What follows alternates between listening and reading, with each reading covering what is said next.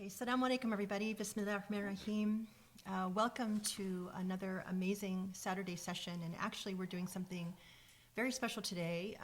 Hopefully by now people are following what's been happening in Palestine.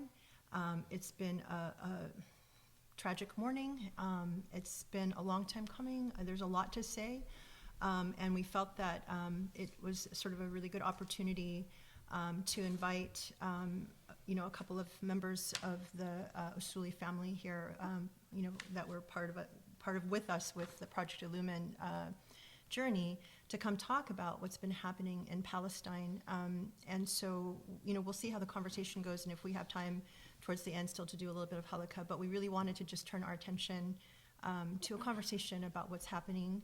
And you guys have probably seen, we've invited Jana Al-Aqsa, who has spoken here before in this introduction about Palestine a couple of years ago when we were doing our tafsir, and her husband Cheyenne Parsai, who is also, a beloved member of research fellow through the Project Illumin journey. So, this is part of our family. They traveled actually to Palestine this summer, and were so kind to literally FaceTime us while they were at Al-Aqsa Mosque and show us places where we actually, we'll never get to. And well, maybe now, inshallah, there's hope, but we wanted, to have an opportunity at one point to talk about Palestine, invite them to share with us what they saw. But today, what happened, it was actually, pushed this forward and made it a perfect time for us to really focus our attention. I also, wanted to call attention, as always, to the incredible khutbah on Friday, which was called, when scholars stop testifying for God's truth. And I think it's actually really apropos khutbah, because, one of the things is when something like this happens, you start looking around and you want to know, what are Muslim leaders saying? What are the scholars saying? What is the reaction? And of course, it's extremely painful when you hear, like the UAE come and say, hey, we are calling for everyone to show restraint, as if Israel and Palestine are on equal footing. No one wants to talk about how, Israel is an occupying force and an apartheid government. We hear absolute crickets from Hamza Yusuf.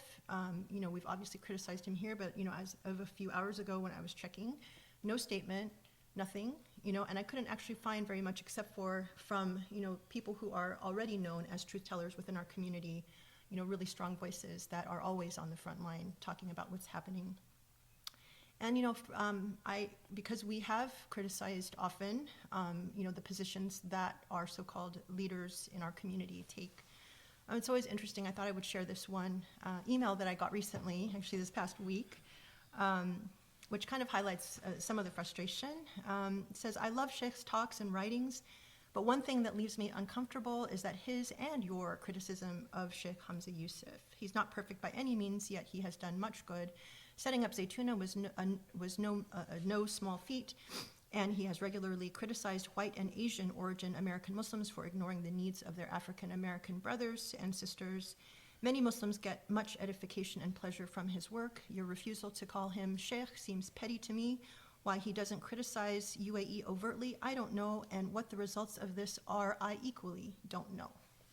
Well, this is a perfect time to address that, because, when our so-called Muslim leaders don't speak out, and in fact you find videos of them speaking out and blaming Palestinians for their condition, and in a moment like this, when you don't come out and take a clear stand, I think it actually is a good time to see who's on which side of this equation and who we should care about.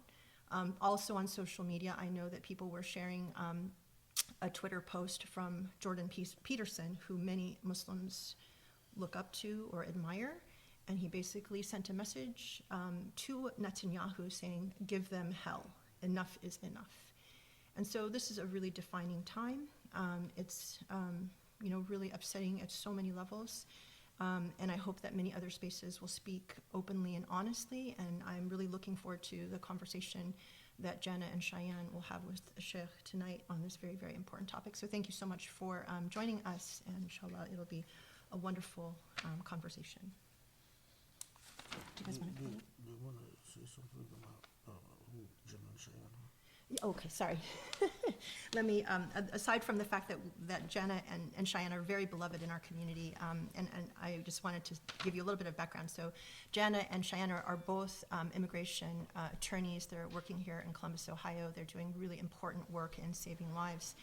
Jana's family is from Palestine originally. I'm going to let them also say a little bit more because I would like them to say what I think is relevant and important. I know that Jana is extremely active in Palestinian causes, and she's just a force. And I really admire all of the work that she does and just her power as a very strong woman, helping to educate people about what's happening in Palestine. Her husband is brilliant. He's been with us, through this entire Project Illumine journey. He also is, fighting for lives on the immigration law front. This work is extremely difficult work. It's very painful work, and it requires people who are, very brave and very strong. And Cheyenne is also, very actively involved with our transcription project, and is here every halakha. He's, a dear friend. Both of them are dear friends. Cheyenne also gives the beautiful khutbah every Friday. There's just more than I can say about these two. They're amazing. So I'm looking really forward to learning from both of them tonight, inshallah. So come on up, you guys. Bismillahir Rahmanir Rahim. Alhamdulillahi Rabbil Alameen wa subhanallahil Aliyyil Azim. اللهم صل وسلم وبارك على الحبيب المصطفى النبي الأمين المرسل رحمة للعالمين وعلى آله الأطهار الميامين وعلى أصحابه المختارين وعلى من اتبعه بإحسان إلى يوم الدين. اللهم اشرح لنا صدورنا ويسر لنا أمورنا واحلل عقدة من ألسنتنا يا رب العالمين يفقه قولنا.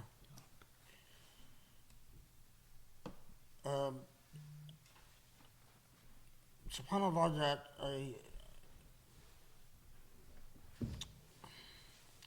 yesterday in the khutbah we're talking about when Allah tells us وَيَتَّخِذَ مِنْكُمْ شُهَدَاءَ,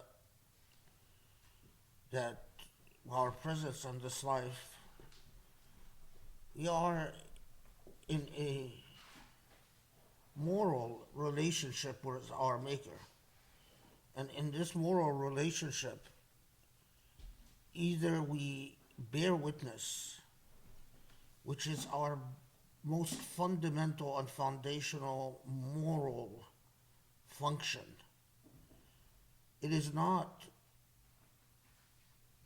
simply that we bear witness that there is only one God and that Muhammad is a prophet of God, but it is what testimony is contingent on the foundational act of witnessing. Okay, so you bear witness that there is Allah and the Prophet, ﷺ. But what are the implications of that? What follows from that? What is your relationship to Allah's refrain when Allah tells you that Allah does not love the unjust, that Allah objects to injustice, that Allah rejects the unjust? What is your role? What follows from your initial shahada? And in the khutbah, I talked about the simple act when you see someone who purports to be a Muslim scholar accept a dignity award from an organization that would look at the plight of Palestinians and what is going on in the Al-Aqsa mosque and provided the cover of co-opting the accusation of anti-Semitism to provide cover for acts of apartheid by Israel. The Israeli Jewish Committee, the same committee that awarded bin Bayya, that gave bin Bayya his award, is a committee that regularly accuses those who call Israel to account for their immoral conduct and treatment of Palestinians, anti-Semites. I couldn't just do the halaqah as usual in light of what is going on. And before we turn to Cheyenne and Jenna and just chat with them, it is astounding. Just this last week, I know in Arabic they call it Eid al-Arsh. I don't know how do you translate Eid al-Arsh? Festival of the Throne, I don't know. Yeah, Festival of the Throne.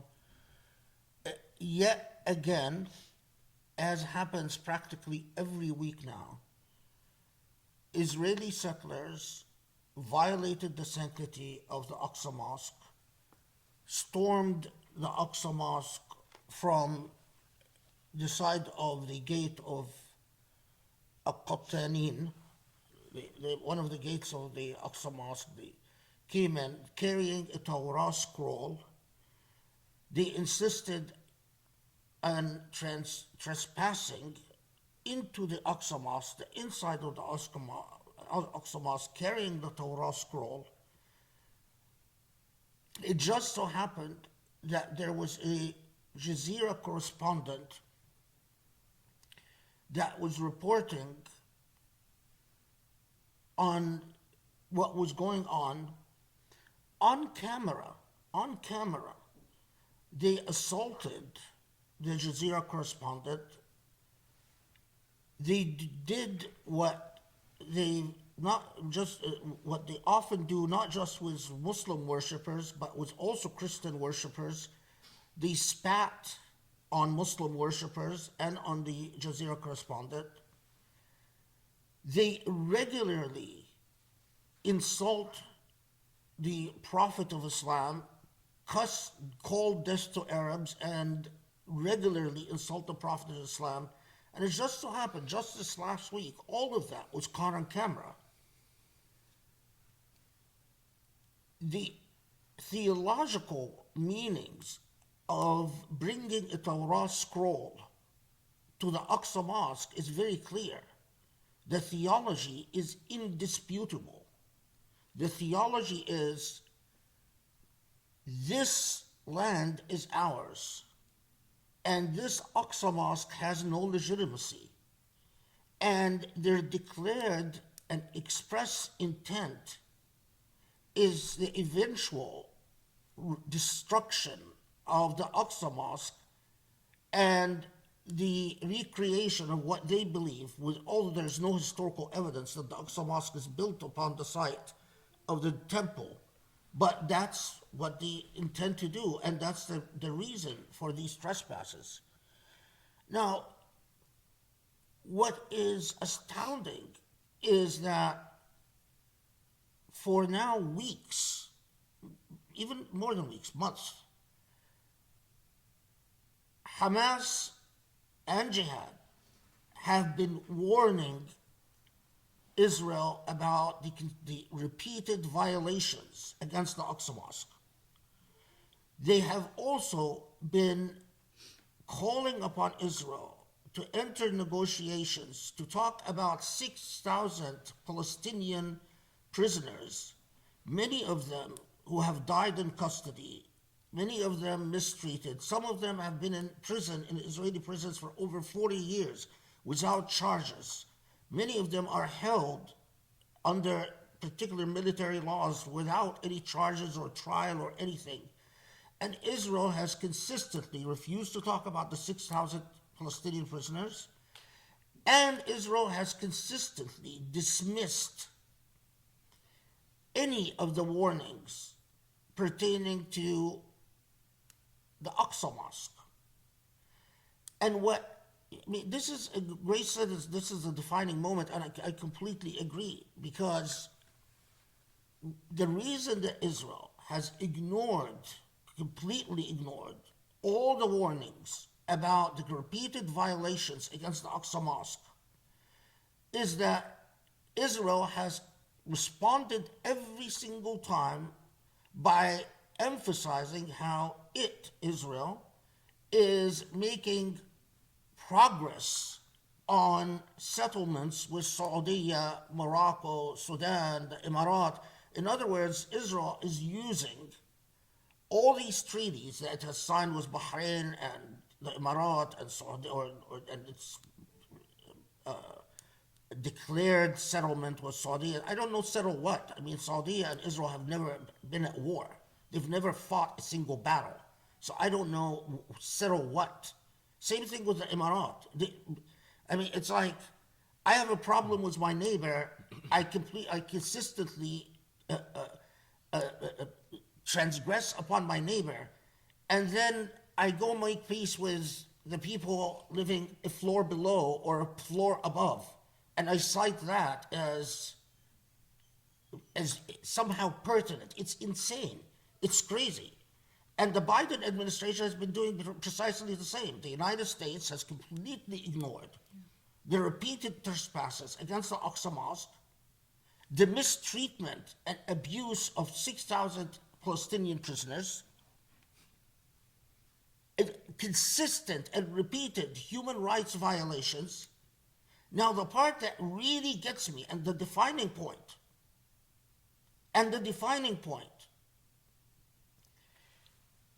you are a scholar of the Quran and a scholar, or purported scholar of the Quran and purported scholar of the legacy of the Prophet ﷺ, and the scholar of the Sharia.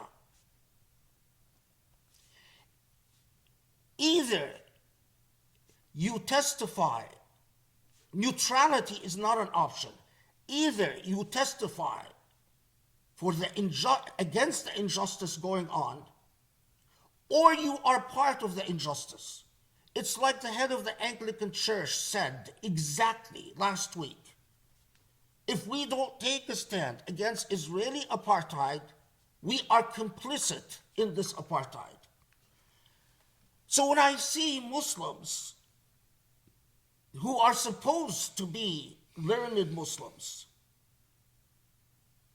think that agnosticism or silence is an option, I don't see an Islam that I share with these people. Islam is a moral, ethical project. If you think Islam is simply a passive recognition that there is one God for this universe, and that this God sent a prophet called Muhammad, but you do not mirror any of the moral project of the Prophet Muhammad, then what do I share with you?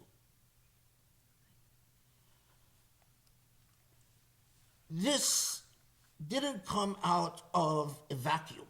I know that the American media and media listen to the media from Saudi Arabia, Al-Arabiya, which we often call Al-Ibriya, the Saudi news agency parallel to Jazeera.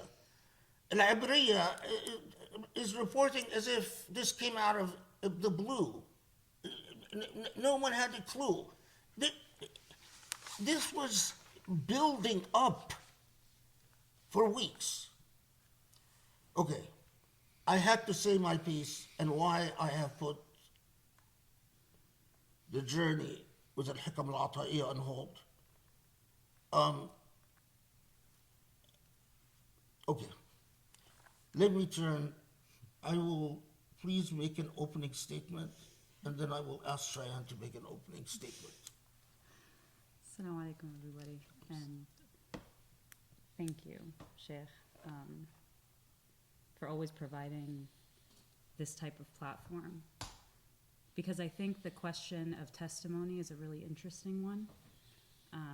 What our duty is, and what testimony looks like, and what honest testimony looks like. And something that I've learned through the continued halaqat and the khutab that the Sheikh has given is that you have an obligation as a Muslim, and it's not one that you can excuse yourself from.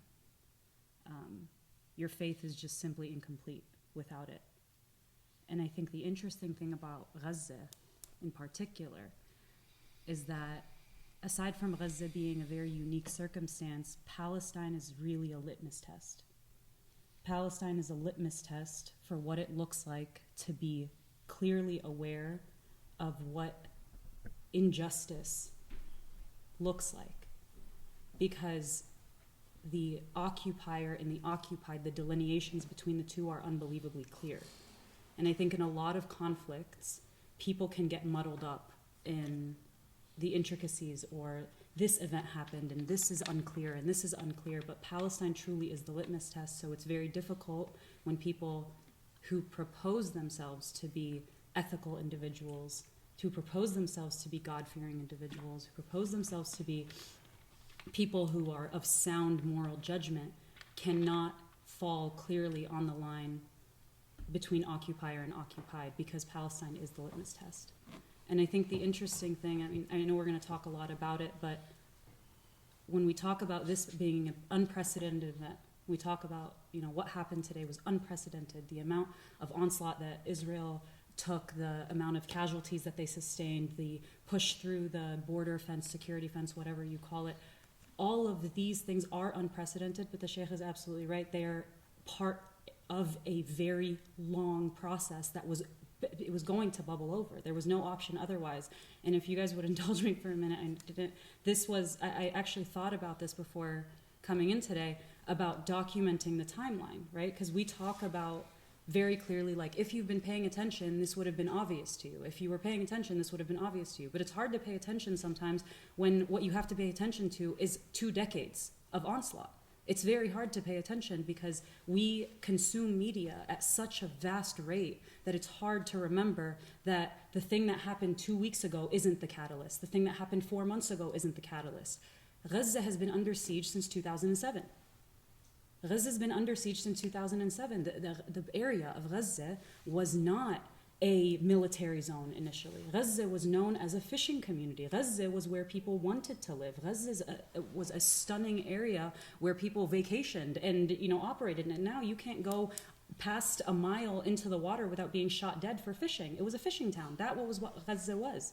And so in 2007, when Gaza came under siege, you actually start to be able to build a timeline. And that's the thing about an authentic engagement with the study of oppression. There's always a timeline, and it's impossible to not document it. So Gaza's under siege in 2007. Operation Cast Lead, which is I think what triggers for most people in their mind, was at the end of 2009.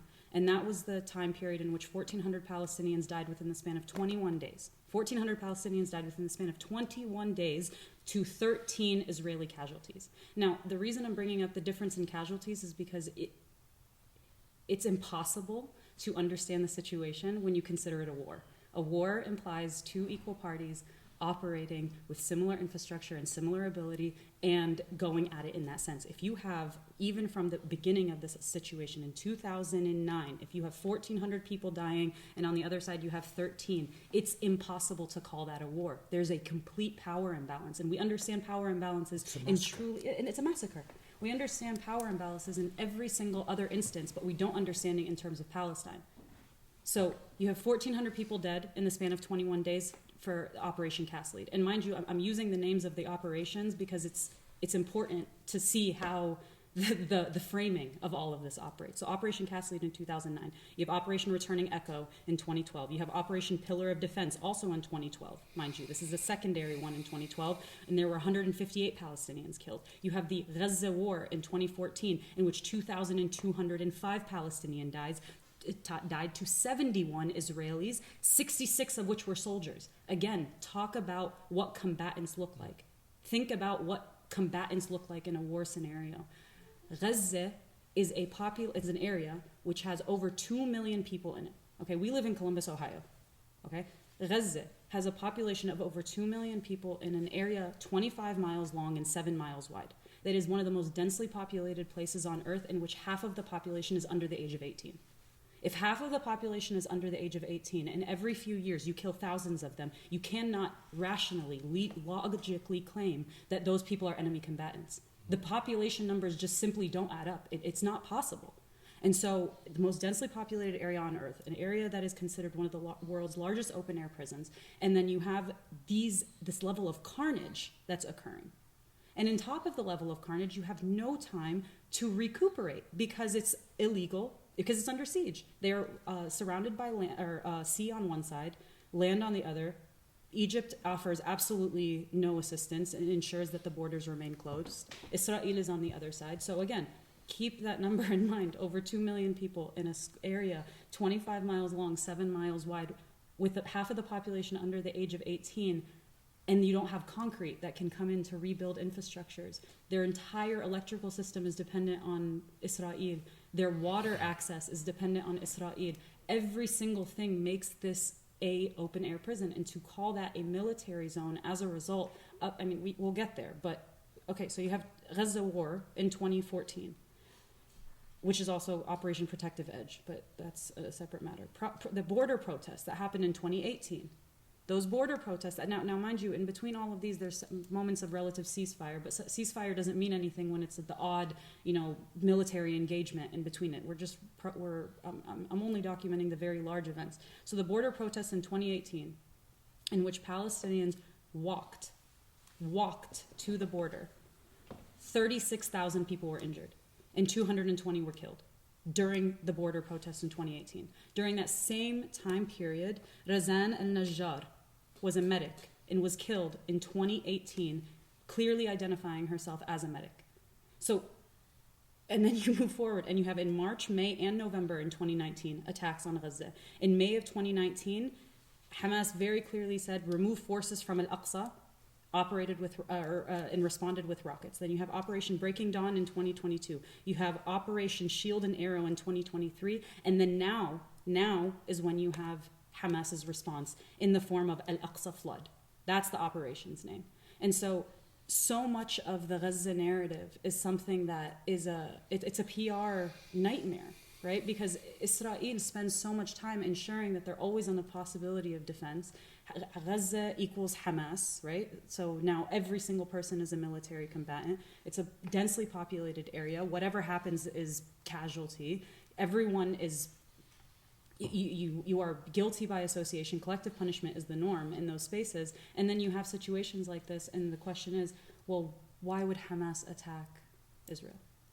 And it's if you build the timeline, if you just look at it openly and honestly, with any sort of understanding, then you ask yourself as well, okay, well, if the answer isn't to attack and retaliate, because that's what this is, it's a retaliation. If the answer isn't to retaliate, then maybe you should walk and peacefully protest. Well, they did that in 2018. Maybe you should, incorporate BDS or try to boycott, divestment, sanction. No, you're considered an anti-Semite. There are so many attempts at dismantling Israeli supremacy within the Palestinian project, and every single one of them is met with violence anyway.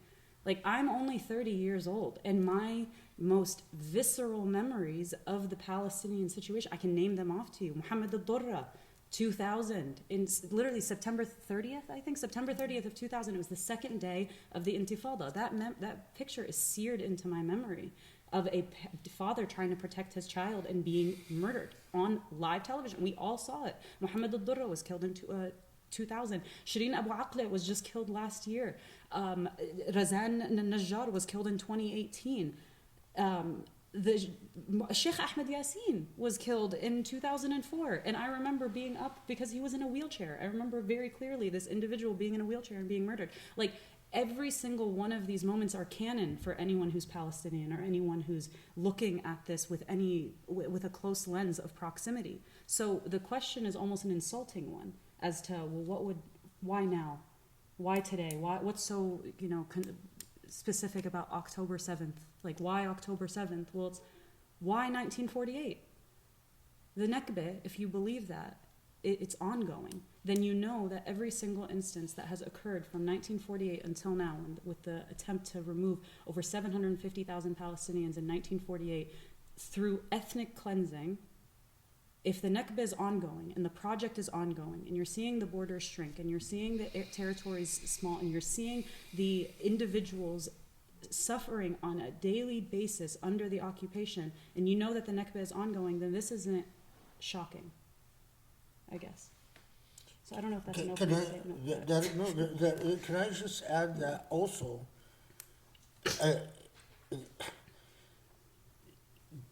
Ben Gvir and Smotrich have been very explicit, very loud, very determined in announcing that their plan is to settle 2 million new settlers in the West Bank in the coming couple of years.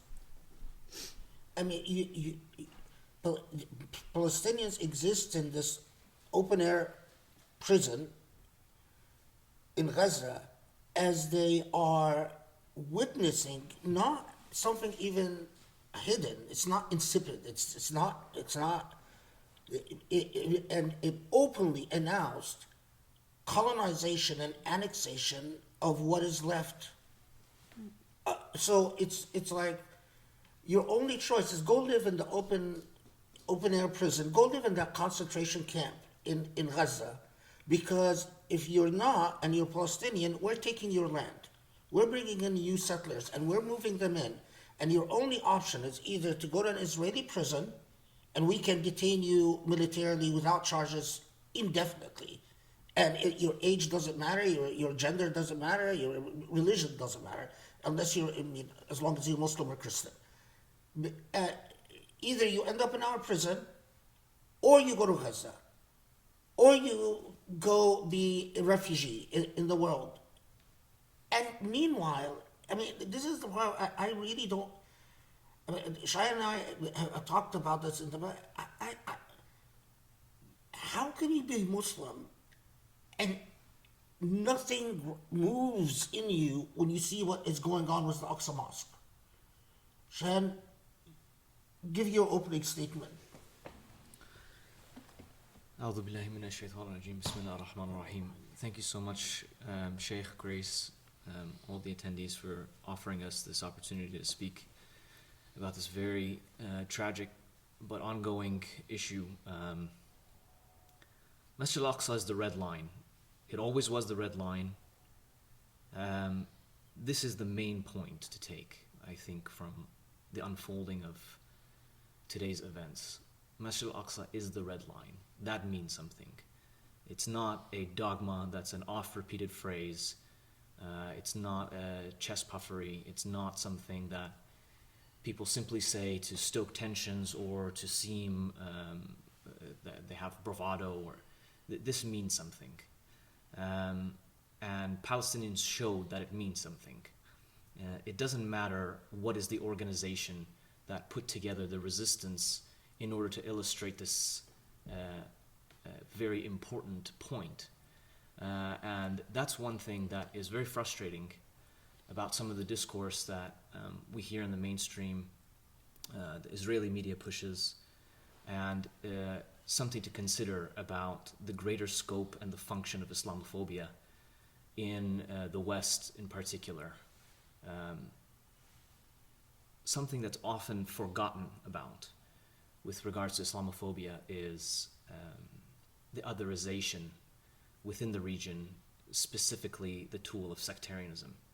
Sectarianism is a disease that is promulgated by Israel, is pushed by Israeli think tanks, is flooded into Arab households and beyond, in the Iranian diaspora as well, in order to try to divide a greater response from a unified Muslim voice, political and otherwise. And it has been incredibly successful. And you can see this very easily if you simply look at the otherization of not just Shia within the region, but also other political groups that are Islamic in nature but have political agendas or take political stances. For example, the Muslim Brotherhood and their affiliate organizations are likened to one another. The Islamic Republic is known as, or painted as, a Shi'i resurgent Safavid empire that is looking to reestablish itself within the region, and it does so with this brandishing this weapon of political Islam. And this is what the extremist Sunni militant organization of the Muslim Brotherhood, the way that they paint it, have in common. Normalization, I think, partially has to do with the fact of pick a side. Either you are part of political Islam or you are part of the world that has given up on the idea of the red line. If you are a red line Muslim, that means you're a Shia, which is an undesirable, or you're an Ikhwani, that's another undesirable. That is an illegal person to be within the region due to persecution, unfortunately, for minority sects. And it is also for political views in the UAE or in Egypt or in Saudi, etc., etc., etc. This otherization has destroyed a unified response within the region. However, the Israeli agenda tends to try to pin this whole thing on, well, if only but Hamas would lay down their weapons, if only Hamas would say that Iran is wrong, if only Hamas would put aside its relationship with the Ikhwan and the Hezbollah and etc., etc. The Islamic Republic of Iran has existed since 1979. The Palestinian issue began far, far before that, at minimum 1948. What was the excuse then? There's decades separating these issues. So one has to think about why then is there such a push on, is it Khamenei that has given the green light to Hamas to take charge and to do, is it Hezbollah that has given, aren't they not just Palestinian Islamic Jihad is just a proxy and they have to wait around to see whether Hezbollah or the Islamic Republic is going to give them a green light? It's not about Hamas, it's not about Islamic Jihad, and it's not about any other group. You subjugate any group of individuals to this level of torture, shame, international shame, othering, making the ability to desecrate people's holy, sanctified areas and destroy their livelihoods, destroy their bodies, destroy their psychologies, and think that they will never respond, think that they will never think ahead to see in what way can they surprise you and bring you to heel, which is what happened today. I think that is very fascinating, and it really throws, in fact, the point, Sheikh, that you make about the silliness of the normalization talks between Saudi. It shows that they're completely ineffective. What peace do they have, as that famous journalist while during the World Cup in Qatar? We have peace, when he tried to interview Arabs and Muslims, and they said, we won't speak to you as a matter of principle. But we have peace now. With who? With whom do you have peace? This is a delusion that, again, the Israeli state and its supporting media apparatus has tried to sell the entire world to say, nobody cares about Masjid Al-Aqsa anymore. Nobody cares about the Palestinians anymore. And even if that's the case, Palestinians have shown... The Palestinians care about Palestine. Precisely. There's so many... It's really, Cheyenne, the really brilliant point.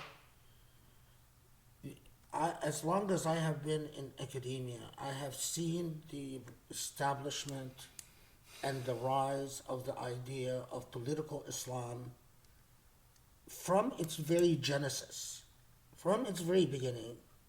It was, as you put it, an othering tool. No one really understood, and I've written about this, no one really understood what political Islam means. I mean, because what is political? What's not political?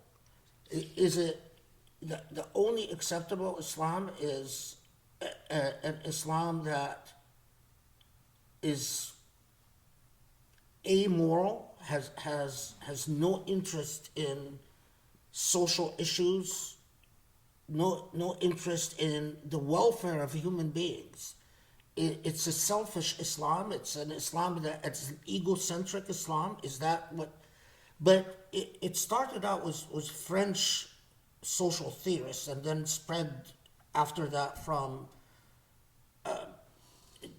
the West to the Muslim world. But it was always an othering. Political Islam is, as you said, either Shi'i or Ikhwani, but in all cases, it's bad. And if you cared about the rights of Palestinians, if you cared about Palestinian suffering, if you cared about the Al-Aqsa Mosque, if you cared about even democracy, if you cared about human rights, all of that is political Islam, and all of that means you're bad.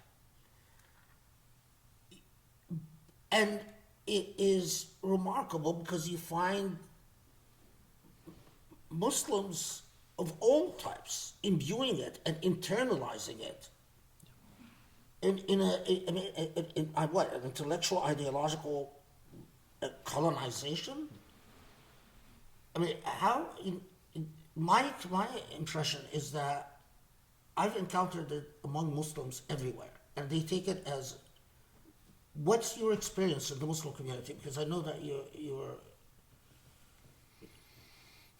Yeah, it's very complicated. I think we in the West have a lot of fears, and I think that Israel thinks very long and hard about what those fears are.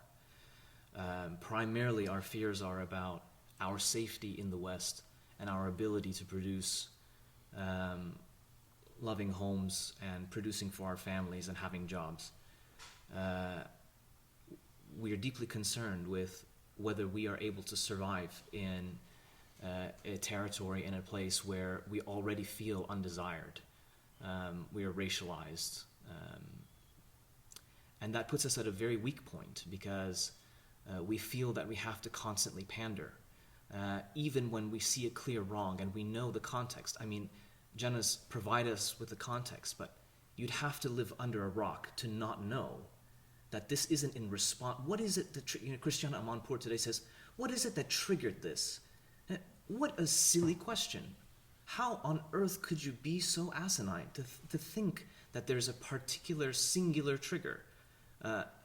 And the response from even, and here's another solid and unfortunate example. Ilhan Omar's response on Twitter is first a condemnation of Hamas and the violence and blah blah blah, etc., etc.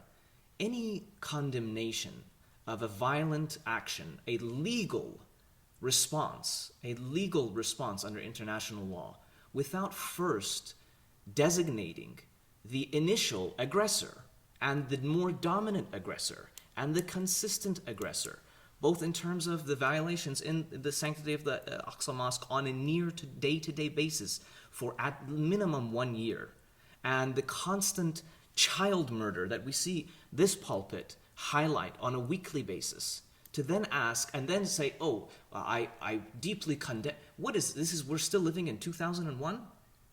In 2001, where we have to say, oh, please, us Muslims, very nice neighbors, we are your doctors and we teach your children.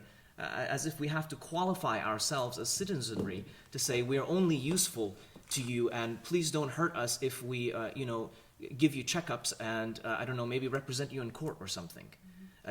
Again, qualifying a human being's second-class citizenry. Say, yes, please only accept us for this positive role that we perform in the society. But also, even separately from that, I mean, it's a great point, but if you believe in Palestinian rights, and primarily as a Palestinian, you know that the cornerstone of that is valuing human dignity and the importance of freedom.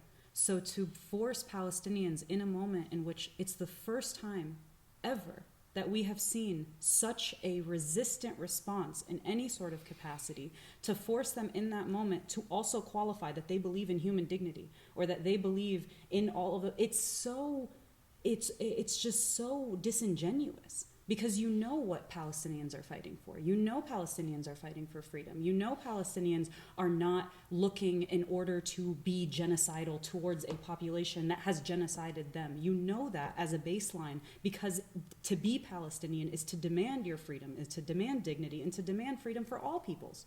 So while doing that, to then also be asked to, well, do you condemn the behaviors that are inhumane, or do you condemn, well, why does that have to be part of the conversation?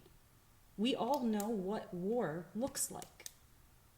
And that's the part that is not, it's not a conversation that's happening in good faith. Both of you are lawyers, and I mean, any lawyer that knows anything about international law knows that from the UN Charter to numerous resolutions passed since the UN Charter to even the Geneva Conventions, the right to resist occupation. Now, I honestly, it seems like Palestine is the only exception, because regularly Hamas is called terrorist organization, Jihad is a terrorist organization. Any attempt to resist, to throw off the yoke of Israeli subjugation, what does the right to, I mean, what are your thoughts about it? I mean, how can international law say people living under occupation have the right to resist? But yet, consistently, our government, as well as the entire West, say when Palestinians resist, they're terrorists. It's a brilliant question, because the irony of all ironies is the resolution 3743 takes specifically in Palestinian plight into consideration, as it says, considering that the denial of the inalienable rights of the Palestinian people to self-determination, sovereignty, independence, and return to Palestine, and the repeated acts of aggression by Israel against the peoples of the region constitute a serious threat to international peace and security. The General Assembly, 1, calls upon all states to implement fully and faithfully the resolutions of the UN regarding the exercise of the right of self-determination and independence by peoples under colonial and foreign domination, and 2, reaffirms the legitimacy of the struggle of the peoples for independence, territorial integrity, national unity, and liberation from colonial and foreign domination and foreign occupation by all available means, including armed struggle. It reaffirms the inalienable right of the Nambian people, this is at this time, and the Palestinian people and all peoples under foreign and colonial domination to self-determination, national independence, territorial integrity, national unity, and sovereignty without outside interference. So if the charter itself is saying, where are we coming up with this law here? It's saying we are looking at the Palestinian plight amongst other plights, and we are seeing a common thread, and we are saying this is why this is unacceptable. What is the only, for me, this is conjecture, the only thing that can undo something like that is repeated narrative spinning within the media, unopposed for so long. And I think one of the major inroads that the resistance has been able to make, and I mean resistance in the most general, broadest sense, is that there have been people who are working tirelessly and doing thankless work, but extremely important work in terms of trying to break free or break into the media space and risk their lives and risk their economic financial security in order to provide slowly but surely even the ability to say the word Palestine on the national news media, now to the point that we've gotten to the stage that we're at now.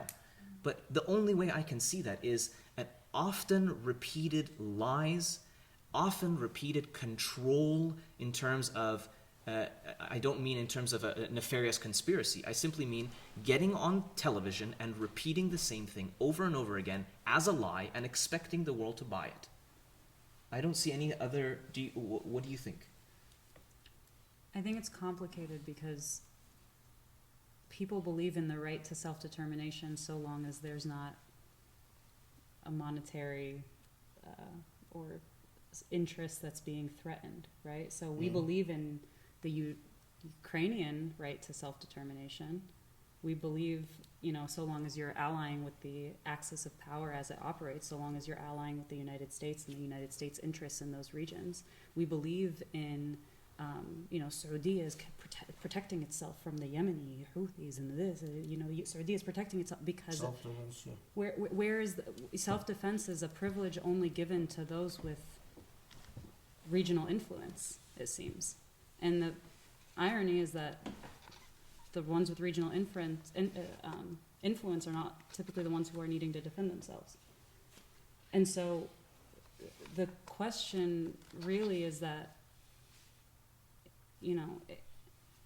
it's hard sometimes when the answer is as simple as racism, I think. Yeah.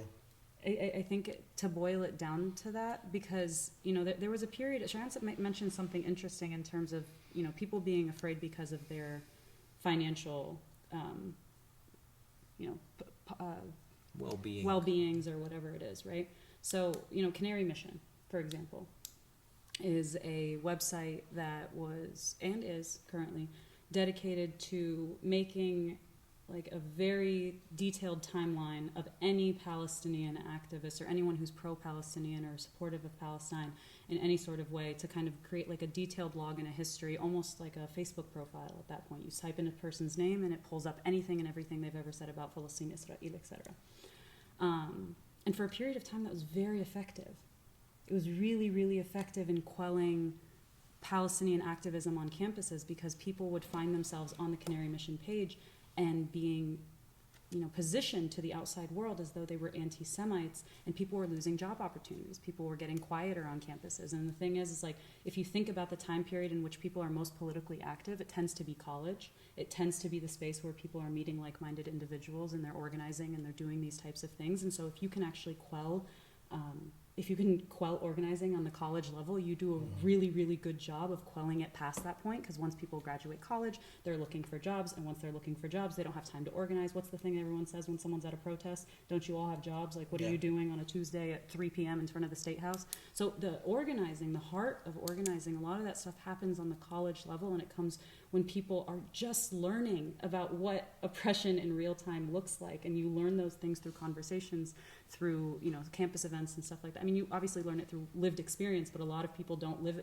the experience in this particular way. They've become accustomed to these ideas in spaces where there's a free flowing of learning.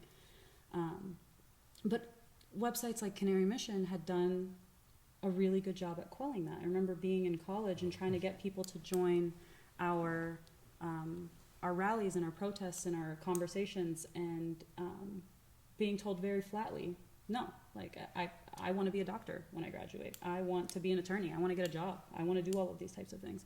But the funny thing is that enough people ended up on Canary Mission that it lost power. Like as an actual source of, if we're all anti-Semitic, are we all anti-Semitic? Like it's again, it's always a matter of, if you push back on the narrative, right? If you push back in these types of ways, they can't claim all of you are the problem. And if enough people are saying the same thing, and I mean, I personally believe that the freedom of the Palestinian people will come from the Palestinians. I'm a firm believer in that. Anyone who else who, lines up on, but I think today proved that more than anything, that the force of Palestinian liberation is going to come from inside Palestine. I firmly believe that. And if other people join on board and do that in addition to that, that's great. But the Palestinian people are going to liberate themselves.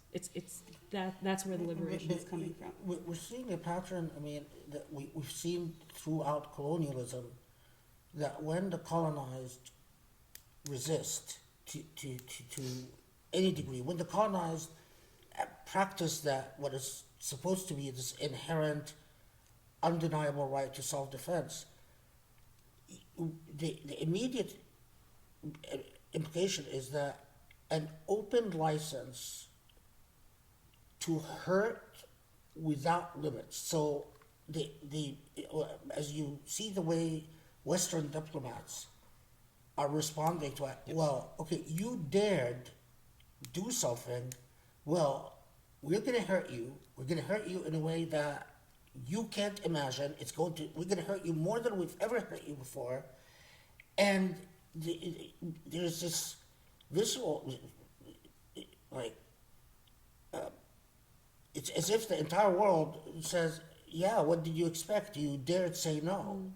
I mean, the utter ugliness of this is that if you take this at the moral level of individuals, like a subjugated human being maybe working on a plantation, a rubber plantation in one of the rubber plantations in Africa, and they dared protest, or let's say even lost and slapped their handler.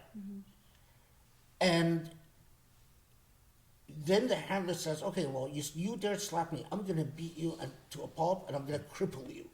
And maybe even take one of your, take your eyesight, or cripple one of your arms, or both arms, or whatever. And if you see it this way, you recognize immediately it's inherently the injustice of that, how grotesque that is. But I dare say that they've succeeded in desensitizing the world, where we don't have that reaction when it comes to Palestinians. It's like, yeah, I mean, how many people remember that Israel punished Palestinians by killing over 2,000 people? No. Pretty But I regularly. think it's because we're expected to die. Yeah. I think that's the difference. The necropolitics Like- point that you've made before. Yeah. Palestinians, people of color generally, but particularly areas like, when people talk about Palestine, Israel, they're like, well, the Jews and the Muslims have been fighting forever. Like, Yeah, it's as just if, like, it's yeah. this like long-term thing. It's just like, well, they've always been at war. The Middle East is just a war-torn place. Why else would there be a war in Iraq? It's like, okay, I mean, that clearly, Yeah, but you invaded Iraq. right? Or it's doesn't- like yeah. Afghanistan has been a war. For the vast majority of our consciousness, this region has been in turmoil, in war from outside onslaught. But the American consciousness and the general narrative is that they are just susceptible to being in war. That war happens there, not because it's happening to them, or not because they're victims of a circumstance. It's because that's where the war happens. That's where the wars happen. They don't happen in these gated communities. They don't happen in Dublin, Ohio. They don't happen elsewhere. They happen in the Middle East. And so therefore, when there's casualties in that space, and obviously, I mean, that's a very clear delineation between this is a colonizer project. It's a settler colony. Israel is a settler colony. People migrated to this area, and so there's also a player like whiteness at play. There's an element of whiteness because these are colonizers, not from the region, and so when they die, It matters. it matters. To piggyback off this point, today, for example, the armed struggle took place in a few cities, primarily Sderot and Ashkelon. And Sderot is a Israeli city that is built on top of the ruins of a Palestinian city named Najd. It's a fascinating suggestion to then come and say, oh, but they're the children and the women that are in this space, that for some reason now that place has been genocided, ethnically cleansed, completely rid of any pattern of Palestinianness. And then a stone's throw away, there's an open-air prison of 3 million people who are all assumed terrorist or terrorist sympathizers, and they live in a state of the people that live in Sderot live in a weird delusion that they've bought into themselves, as if they are entitled to some level of safety after they have caused such uproar that anyone would think that would be such a strange thing to kill someone next door, kill their entire family, and leave behind a few strays, and then say, yeah, well, living right next door to them would have no effect on my life. And so, therefore, and then to come and say, are you or are you not against child, violence against children? Are you or are you not against women as prisoners of war? This is really bizarre style of thinking. The other point, in response to what you were saying at first, Sheikh, is also Netanyahu's first response, after he's able to respond to this surprise, is we have a 3-point project in terms of a response. First, we are going to recover Sderot and Ashkelon and these areas. Second, we are going to flatten Gaza as far as we... And third, we are going to secure our borders to the north to ensure that Hezbollah or no other militant organization can enter. And this was his general plan. Then Biden comes a few hours later and says, makes no reference to, at that point, 200, 300 Palestinians dead, over thousands injured, no reference. Immediately makes reference only to one side and reiterates 3 times the right for Israel to resist and respond, as if they are the occupied force, the right for them by any means necessary to respond, And $8 billion. and an $8 billion funding to respond, and essentially, as Israeli media's response is, this to us sounds like a green light. So what does Netanyahu do? Comes back and makes a second thing and says, Palestinians, you have been warned. Gazans, you have been warned. We are going to come and raise Gaza to the ground. We will shoot you from air, sea, land, whatever situation it is, and here's your chance now to get out. Which is fascinating because Go where? where? Yeah. Go where? They can't go into... The Egyptians won't help them. Obviously, the Israelis are not going to... This is a concrete example because people just are so oblivious, and Muslims, as their attention is focused on insane things like their bizarre love for what's his name, the guy Jordan Peterson, the guy who told Netanyahu, go for it. Which I mean, if Muslims really understood that they are going to be held to account in the hereafter for all of this. This is no joking matter. Every time a Palestinian is killed, and you as a Muslim do not care, every time the Al-Aqsa Mosque is violated, and you as a Muslim do not care, it is something you're going to answer for in the hereafter. I have no doubt about that.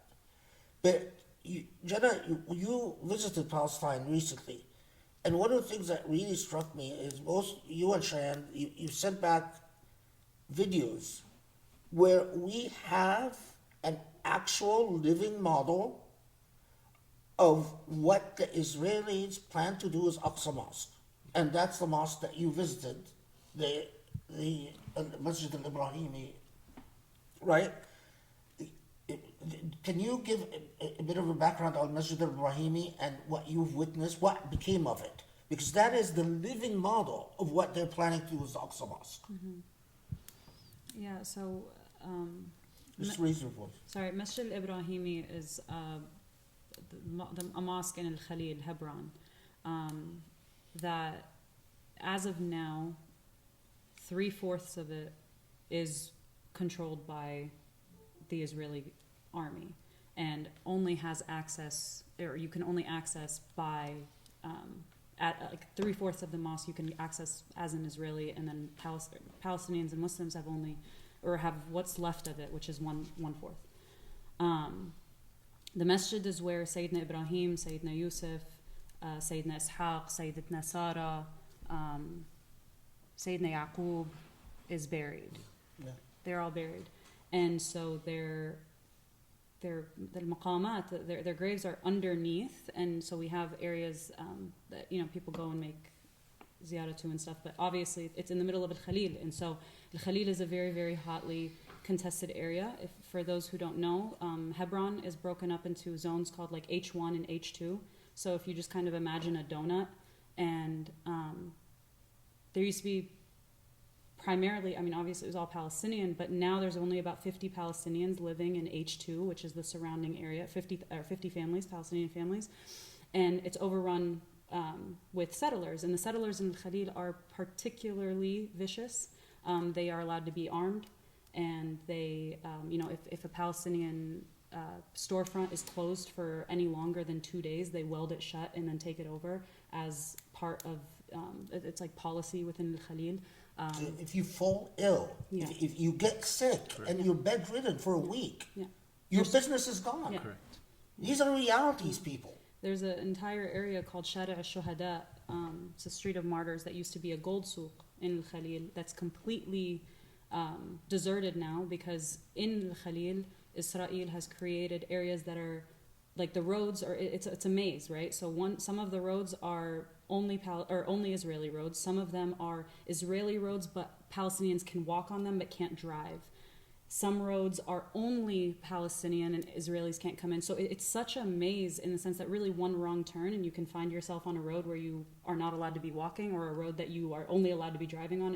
It's just completely bizarre. But the masjid itself is the site of a massacre that actually occurred from a American Jew who came to Israel and shot up the congregation. Now the masjid used to be full, again it's a masjid, like use the terminology here, the masjid used to be fully for the Muslimin, and as a result of this massacre, the masjid was shut down, and then the peace deal that came out of it was to give the Jews 3/4 of the masjid.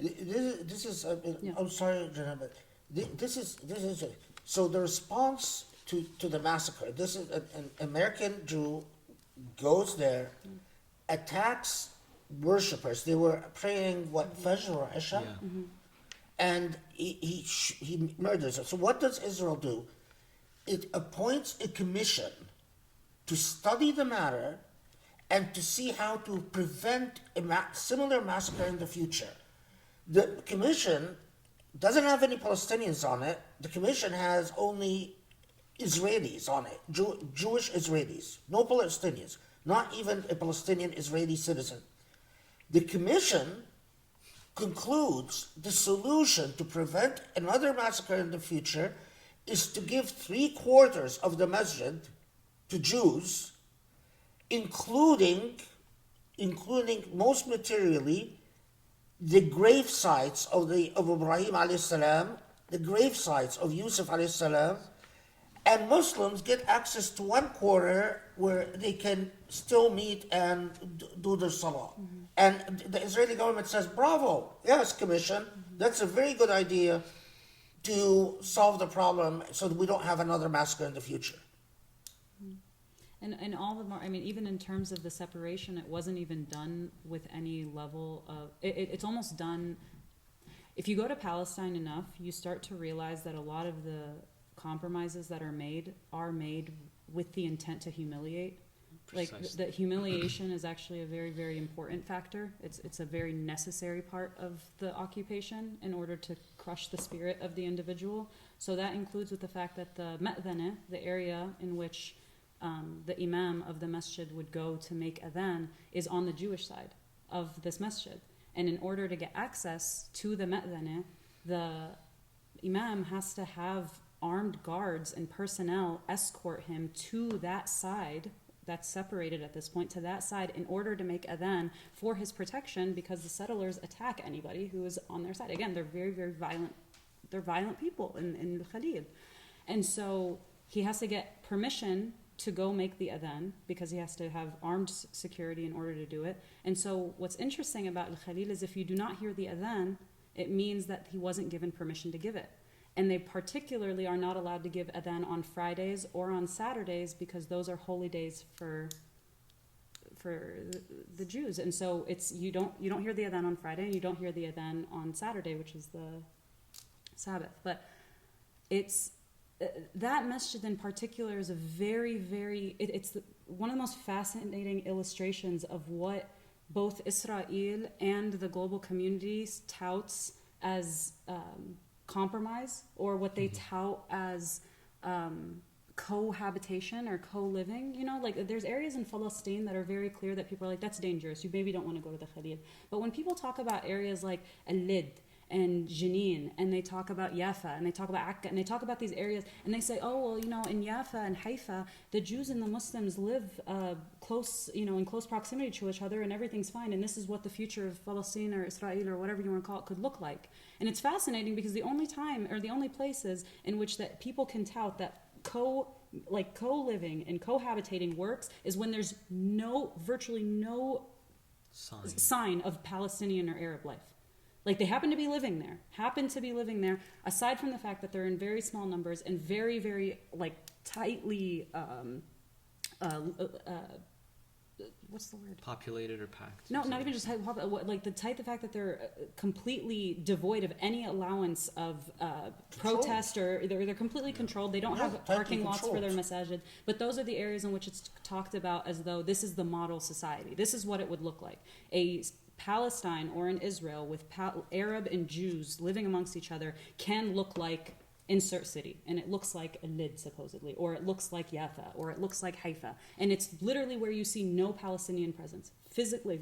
Obviously they're there, right? People are living and resisting and doing everything that they absolutely can, but it's such a clear delineation, it's such a clear distinction about what they want the premier society to look like. And Al-Khalil is a perfect example of that, because Al-Khalil is so dangerous at this point that the Palestinian Authority offers people stipends and free rent and subsidizing their gas in order to live in that area, because they know if you have a stronghold, or if you have an area that is just now it's too dangerous for Palestinians to live there and you have no Palestinian presence, that's another city that's ethnically cleansed, that's another area that's ethnically cleansed. And that masjid in particular is particularly important to us as Muslimin, and no one knows about Maqam Ibrahim. No one considers the fact that in order to see Sayyidina Ibrahim, in order to send your salams to Sayyidina Ibrahim, you see within the cages a bulletproof window on the other side, because that's where they're allowed to see him.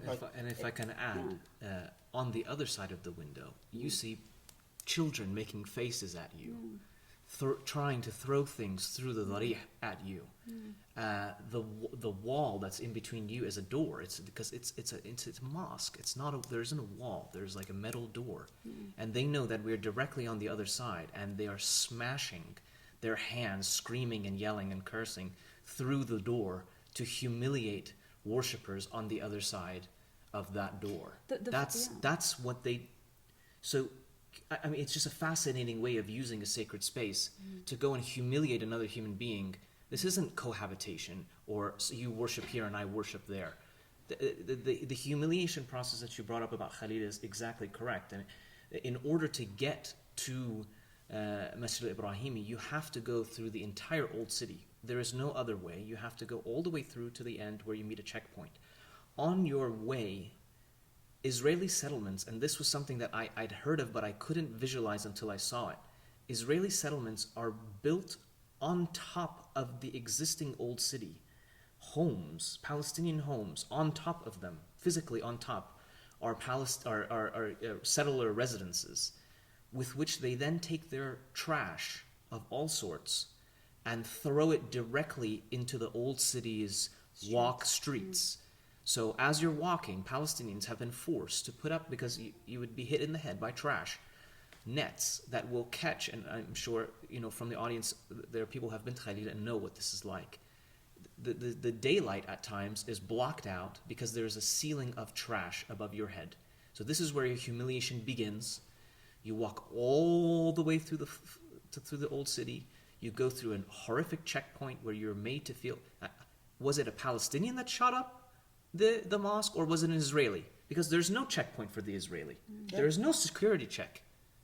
That's a very bizarre thing. So the Palestinians need to be checked up and down and violated before they go into a holy place, and then yelled at and screamed at and made faces at, and the wall slammed at, and then they can't even make their prayer in peace.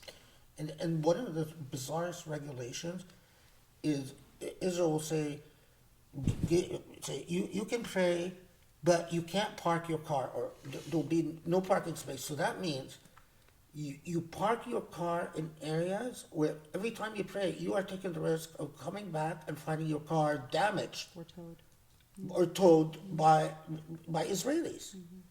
And I mean, but there's this theme of humiliation. There is, from when we see Quran burnings in Sweden, or the Hindutva teaching Hindu children to burn Qurans, even in the US, there is this constant theme, as Cheyenne noted, that is part and parcel of Islamophobia and part and parcel of racism, the racism of Islamophobia, of constantly humiliating Muslims. And at the same time, if Muslims protest that humiliation, the charge of being an extremist and a militant and being political Islamist and being an Ikhwani is always there to suppress you and silence you. Then the role, and this is because I've often, to be quite, especially for you, Jen, I've often wondered as a Palestinian, if I was a Palestinian, how would I feel?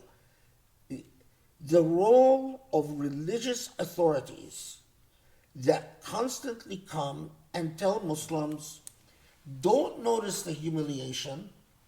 You are not, none of this is really going on. Look at the Ministry of Tolerance that the Emirat has. This is where your real effort should be. Your real effort should be this new Abrahamic faith. So we've lost Al-Masjid al-Ibrahimi, we've lost Ibrahim's mosque, we've lost access to visiting where Ibrahim ﷺ is buried. But let's now build this new bizarre compound to celebrate them. And that is how, I've often, how does that feel as a Palestinian to you? It feels ludicrous because to tell a Palestinian to divorce themselves from their political viewpoints is to deny their very existence, because my existence is political. Being Palestinian is political. Being Palestinian in a society in which you are told that to stand up for your rights and to talk about your liberation is an act of terror, or to talk about your liberation and to do anything about it is firmly anti-Semitic. Your entire identity is political. And so to be told to divorce my politics from my being is, aside from it being an impossible task, it's a ludicrous one. And I am firm in that my faith demands that I establish justice. It's a demand. I don't even, if I claim to be a Muslim, and I know I'm a Palestinian, which I had no choice in the matter of, but I have a choice in the matter of being Muslim. I get to choose that every single day. And if I choose to be Muslim and I can't choose to be Palestinian, but I happen to be, everything is pushing me towards liberating the oppressed. And if a faith that doesn't concern itself with the most marginalized members of its society is no faith I want a part of. And that's what I know it's not my faith. So something that you've actually talked about in the halaqat that I thought was fascinating was that the health of a society is noted by how it treats its women and its children. And then its orphans and whatever. But particularly the point was made that the health of its society is tested, or the metric can be observed by how you treat the most marginalized members of your society. That's how you can tell if a nation is a civilized one or a forward-thinking one or a progressive one or whatever the case is. That's how you can tell. And my faith, what I expect of my religious leaders and what I expect of those who choose to stand on the pulpit and spew something so divine that's supposed to be the pinnacle of beauty, the pinnacle of justice, the pinnacle of everything that is right, that I'm supposed to want to emulate and follow. And you can't recognize the validity of my Palestinian identity and how my Palestinian identity informs my Islam. It informs it. It makes me more Muslim.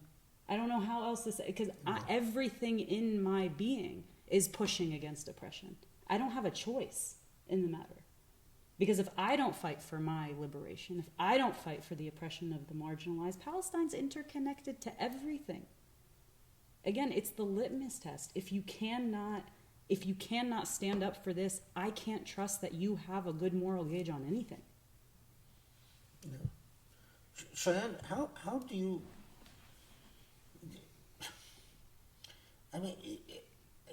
if we were sociologists, there is... like the recent book I read by Al-Aqsa about neo-traditionalists, which she describes Hamza Yusuf as a neo-tradition. But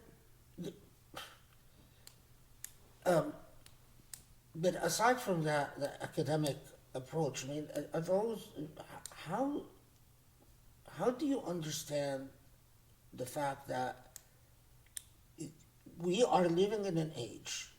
There was a time in which the Al-Aqsa being a red line was it was something you need to even. It was obvious. It was self-evident. Loyalty to the Palestinian people and to was again an article of faith, and you couldn't even call yourself Muslim. You didn't have. But we're living in an age where you can't say that anymore. And the part I want to really pick your brain on is, how do we make sense of the popularity of quote-unquote religious figures like Ben Bayan, like Hamza Yusuf, who at the most you could say are silent, largely silent? How is it that the Muslim consciousness has shifted where they can, with a straight face, say, "Oh yeah, Islam. I love someone who's silent on Palestine. I love someone who doesn't care about Al-Aqsa." It's a fascinating conundrum. This last visit that I was blessed to make to Masjid Al-Aqsa was, we arrived in Jerusalem the night before Eid al-Adha, right? And we spent through the Jordan crossing. This is so, which Jisr is it? Malik Hassan. We were there for about 4 hours, and this is actually an interesting side parentheses. As an immigration lawyer, something that we often see, that a tactic from the Department of State will be that they will leave a family's application for a visa to the United States at administrative processing for 5, 8, 10, 15 months at a time. And you will sue on the basis of a mandamus claim and say, this is too long of an adjudication process. Do what you were tasked to do by Congress. And all of a sudden, 3 of the visas get adjudicated and 1 does not. The 3 visas that get adjudicated are the principal applicant and the children, but the mother is not given. Yeah. As if this is a possible reality for someone. Or, there was another circumstance where the mother is given the adjudication and the children, but not the father. So family separation as a tool, a deterrent tool to be able to push you, and then visa retrogression takes place, which then essentially says you've been in line for so long that you have timed out for a visa and you have to wait for months and months.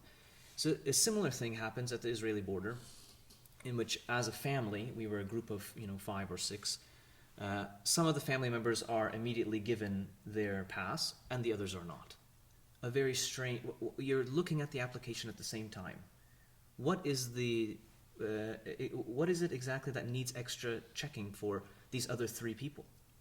So 4 or 5 hours we are there, and I managed to see a few students who seemed like they were, talabul ilm, from some seminary in the United States. I was afraid to ask. But I noticed them, and they were there, and they were reading their books, etc., etc. And eventually they said, they spoke to, one of our family members and said, oh, we're from X institute, and another one was from Hamza Yusuf's institution. Zaytun. And then we saw them again and recognized them again in Masjid al-Qibli, in the Masjid al-Aqsa compound. And he started talking, and and Sheikh Hamza says this, and Sheikh Hamza says that, and he says that the end is near, and Sheikh Hamza says that the Orthodox Jews have already chosen their messianic leader, who is this, which he's actually right about this particular sect. It's a very small minority sect, and they put the picture of this. He's a rabbi that's passed away now for a few years, but they believe that somehow he's like in this hiding, or he will return, or God only knows what. It's a ghaiba type of occultation type of situation. And this is what, so he's sitting in the masjid, and I'm documenting the damage that's been done in the last year to the hundreds of years old stained glass windows and mirrors, and he's taking no note of this, and the only thing he can't wait to talk to me about is the Dajjal is going to do this, and the Mahdi is going to do this, and the false Messiah of that, and Sheikh Hamza says this, and and I'm sitting there thinking, tomorrow's Eid al-Adha, where is your brain? What did you notice on our way to the mosque that 30 people get let in and then one person gets stopped, and I listen to them, and thankfully I can understand. For no reason, he said, why are you here? He says, I'm here to pray like the other rest of the people. He says, where you came from? He said, I came from work. He said, work, home, you go. Where you came from, work, you go to home. This is what he tells them. Just arbitrary. And he says, what do you mean? He says, home now. So the person directly in front of me goes home because he was at work, as if that's some reason to be turned away from the masjid. 30 people in front went in, and this person in particular goes home, and I go into the masjid. And I have to now live with that guilt and sadness that I could do virtually nothing other than compromise myself and the rest of the people in the line, and he himself knows he can't make a fit and ruin everyone's night. Everyone is going in there to make dua for the last night, on a special night, and go home. And the only thing that Hamza Yusuf's student can think about is whether they're, the dreadlocks and the kafir tattoo on the... Nonsense. It's because it's easier to fight an It's imaginary easier to battle fight than to do the delusion, thing you have to do to right live now. in delusion. And to me, it signals something, as someone who had the privilege of sitting through 3 years of your tafsir and a close engagement with the Quran, an absolute disregard, an absolute lack of education, no clue as to where he is sitting and what he is doing. He is studying Arabic in Jordan and said, it'd be fun to jump over and pray in Masjid Al-Aqsa and say, guess what I did? I prayed the Eid in Masjid Al-Aqsa and I got to go home. You know, part of the problem, that I think the thing you're pointing to is real. It's that you've been taught a faith that compels action. Like, you subscribe to a faith that pushes you to do something. It's easy to operate in a space of theory and the possibility because it doesn't compel you to do anything now. It lets you off the hook. And if the question is, why do people follow shuyukh that ask them to do nothing? It's as simple as that. You're not asked to do anything. You're a good enough Muslim if you memorize enough and you do enough personal that, somehow people have convinced themselves that spiritual elevation is a solo endeavor, that you don't actually elevate unless you ensure that the area around you is ripe for elevation. Like, you cannot transcend a moment in time if the only thing you're concerned about is your own salvation and your own elevation and your own sanctity and your own safety. You can't, because you've completely missed the other half of the puzzle. And that's why it's easy to follow imams or shuyukh that don't ask you to do anything. I just want to add, I think that the point about the responsibility is exactly right. And I think that a lot of us, at least those of us who are second generation Muslims in the West, or have some Iranian ethnicity or Pakistani ethnicity, we feel disempowered in this country. And the way that we can feel empowered is by creating mini delusions in which we feel that we have power.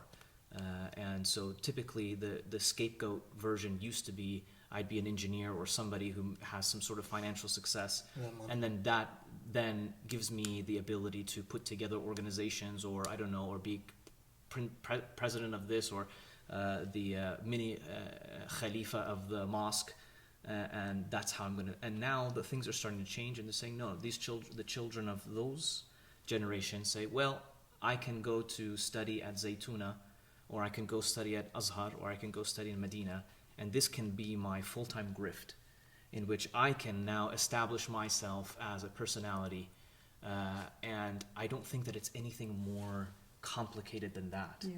It is just another way of climbing up their mini social ladder where their ego is not compromised and fed and is said, I'm somebody too. And I'm somebody too by telling you the same old hadith that you've, or maybe a second hadith, the same weird elocution of when you're speaking, the enunciate your T's more, or this sort of a thing, that somehow gives you a little bit more credit within your community. And then that's why ultimately you find out there's sexual abuse and money laundering and I don't know what else, or even selling yourself to a foreign power that is going against the Muslim cause. This is what I see. I think this is what is at stake is the morality of our entire world, and more particularly the entire future of our Islam. We have less than 20 minutes from Maghrib, so should we wrap it up, or where's the boss? This is fabulous. Do you guys have more you want to talk about? Just probably small anecdotes of observation as a non-Palestinian being in Palestine. Can we do? I have a radical suggestion. Can we pray Maghrib, and after Maghrib ask if people have questions? Yeah, they can write that's them. a good idea. Yeah. And then Sure. So Okay. ask them to submit them now on the Yeah. chat, and then we'll address them. That's a great idea. okay, we guys, we have to pause for Maghrib. You see, I always follow the orders of the boss. We're gonna pause for Maghrib, but as we pray Maghrib, if you have questions for Jana and Cheyenne, please write them, and you get to ask some questions, and we'll do this inshallah after Maghrib. So if you have questions, please submit them in writing, in the chat. Okay. Okay, Assalamu alaikum everybody. We are back for the Q&A.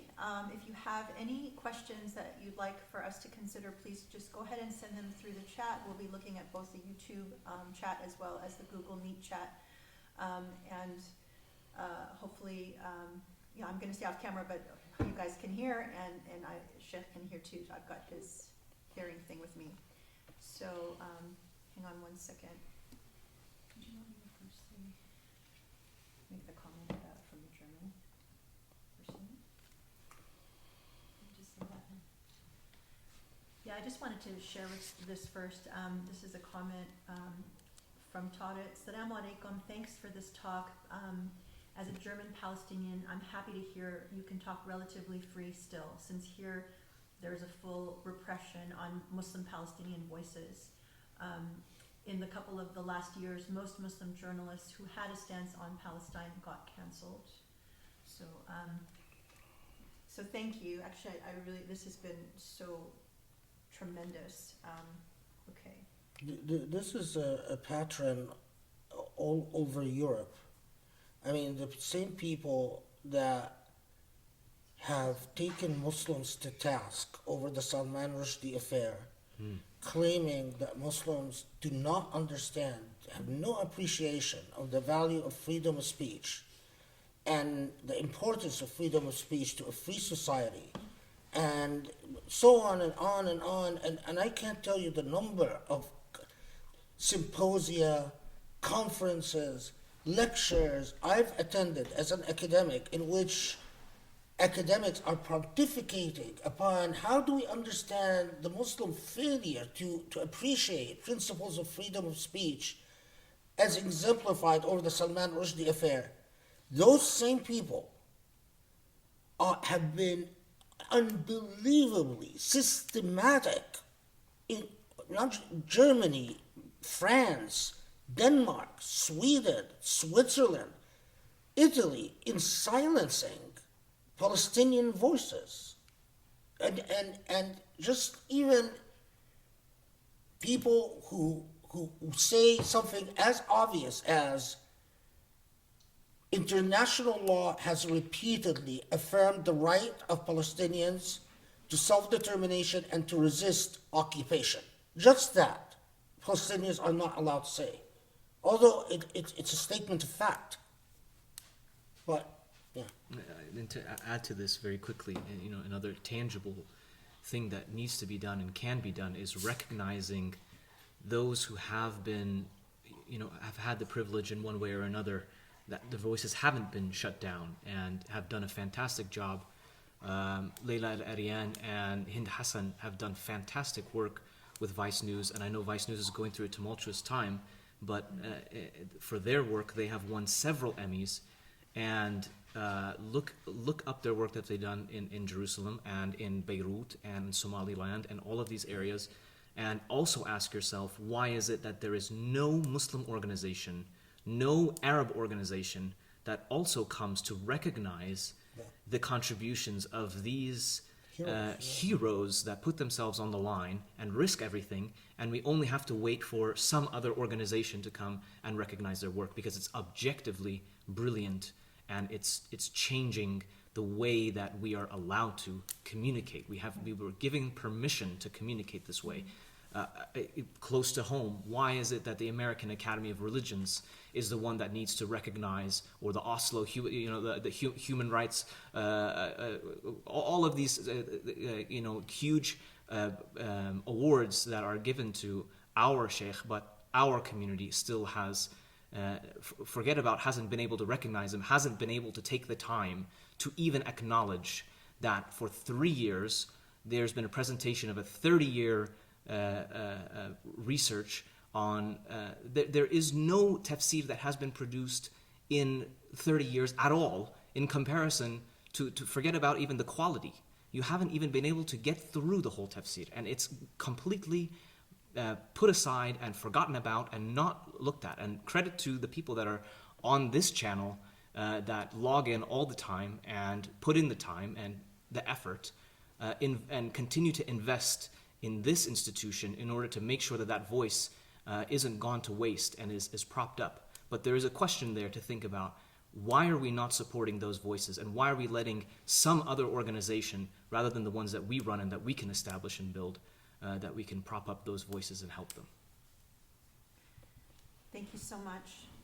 Okay, so the first question, a more general question that was maybe addressed. I understand the general concept of quote-unquote returning the gaze and how it would be unfair to vilify Palestinians for their retaliation without first looking at the broader picture of their daily oppression and human rights abuse by the settlers. So I think I understand the broader context, but I was wondering in general, what is the moral position on killing civilians and non-combatants during the war? I know during war, certain things you'd never do may be considered acceptable, but this one is particularly hard for me to wrap my head around. Like when the US invaded Iraq and Afghanistan, if someone killed me because I live in New York, should my family be okay with it? Like, is it just it is a just outcome? Sorry if this sounds like settler apologetics. It could be the output of my colonized mind. Please, no, go ahead. Okay, so I do appreciate the question because I think, I don't like doing this, but if you would allow me to answer a question with another question. What do we think the ethics of decolonization look like? Because we talk about decolonizing spaces. We know colonization is bad, right? So we start from that premise. Colonization is bad. Colonization is violent. The act of colonizing a people is a violent act.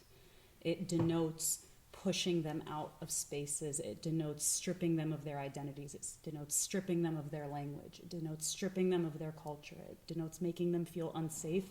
And in this particular circumstance, denotes taking their physical land, their actual land. It's not just a culture swap, it's a exegesis. It's a removal of one culture in the space of another, right? So we know what colonization is. And then we have to grapple with what decolonization looks like. And decolonization is also a violent act. And I think that's something we need to accept conceptually to have this conversation. I think the easy answer is that no civilian casualties, right? Like that's an easy answer. That it's not, a civilian should not pay the price of an unjust war, right? That's the easy answer. But the problem is that so often in life, and not in theory, it's complicated.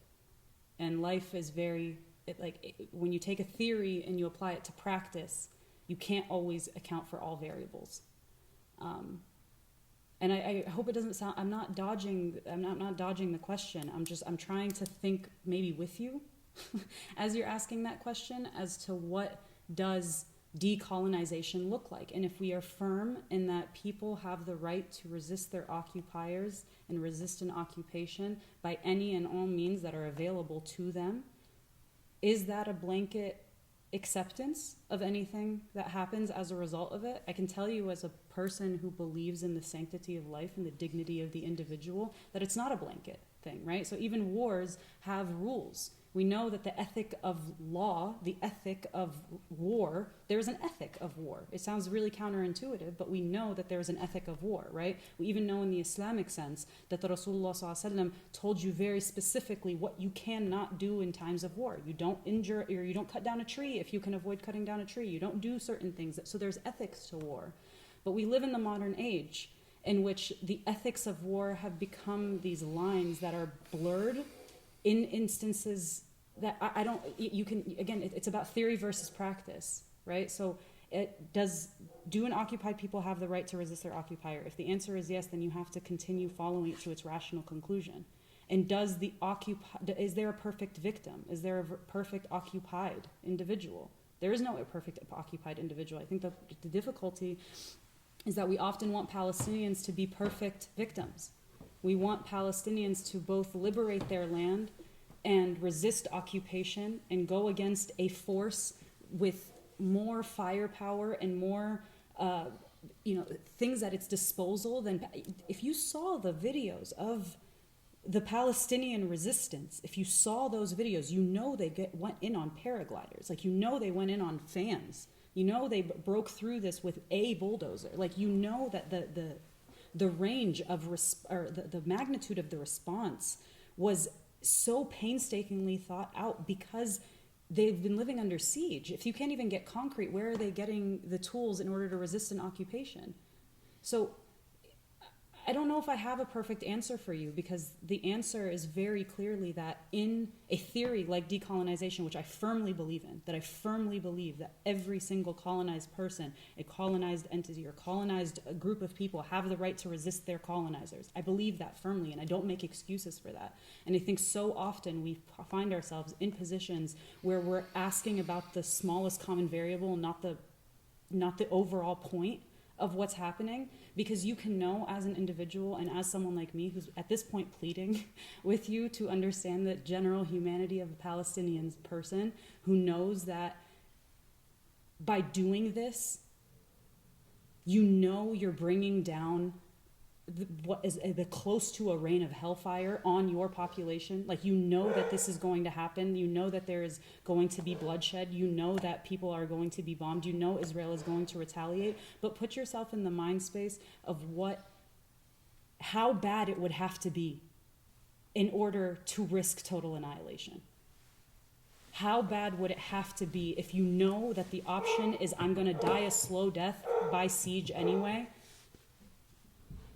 I need to fight back, because the human spirit is always on default of trying to fight back and liberate itself.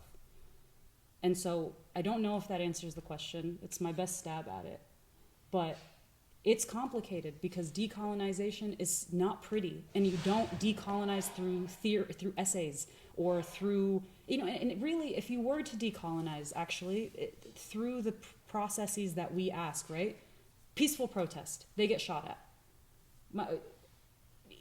Going and being dressed as a journalist in order to report on the situation, hoping that the world wakes up and somehow yet another resolution or yet another condemnation does the fact.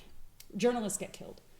walking towards the border in 2018, you get shot at. Just a few days ago, the reports coming out of Gaza were that Israelis were shooting at Palestinian ankles in order to maim them and ensure that they weren't able to walk. At the end of the day, it's work. or work or walk or do anything, and you have no access to medical supplies, and they currently have already cut off the electrical grid. And when we think about what it means to plunge an entire over 2 million people into darkness, we also don't think about the fact that there are ventilators that are keeping people alive, that there is things in the hospitals that are ensuring that people have access to, we run on electricity. We take all of these things for granted. So decolonization is an ugly process, and the people who choose to decolonize themselves because it's the only option that they have know that they're paying an ultimate price.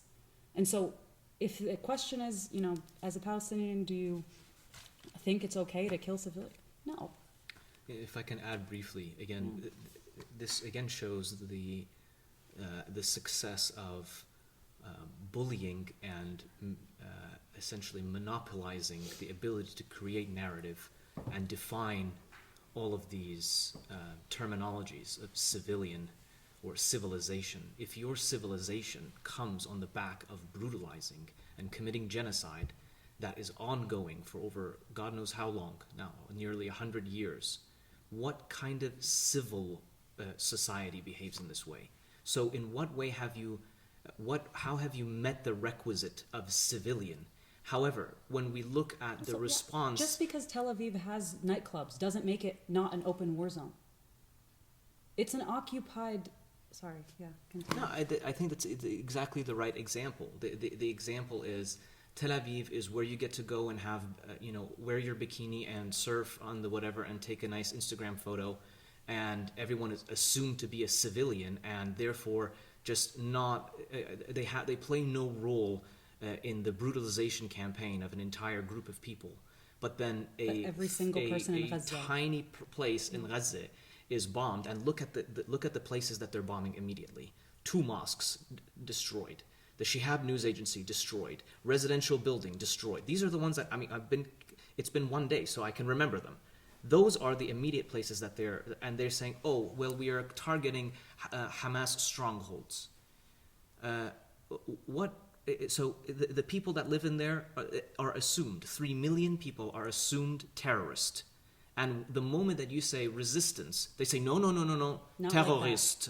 Like no, this is terrorist. And we're not allowed to even argue over the term right to life, dignity to life, legal right to resist.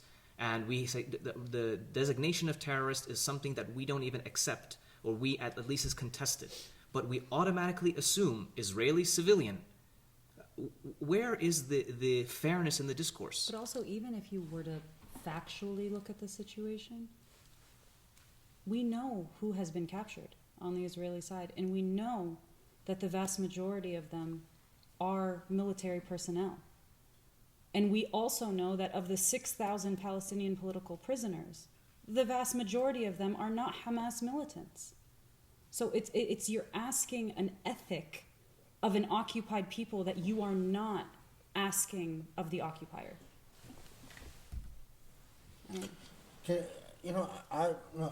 This has been, as Allah reminds us in the Quran constantly, that history is a great educator. And this, what you guys mentioned, that how we expect the colonized victim to be a perfect victim. But at the same time, historically, while we always expect the victim to be a perfect victim, we do not apply the same standard of exactitude to the colonizer.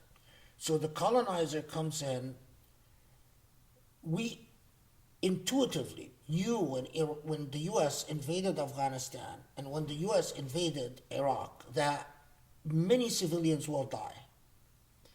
That doesn't bother us as much. And in fact, not a single military engagement took place in Iraq.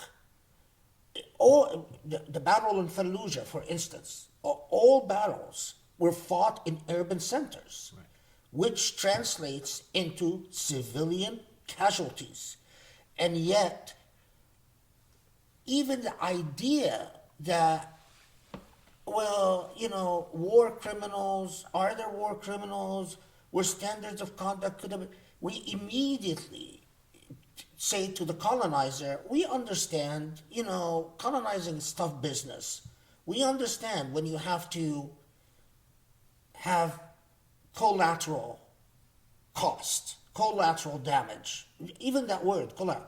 But the victim, one of my fields is human trafficking, where I do a lot of research and experience. And the way I got into human trafficking is because it's through the history of human trafficking human beings is colonizing human beings. The systematic and consistent and persistent violation of a human being. Now, draw a parallel.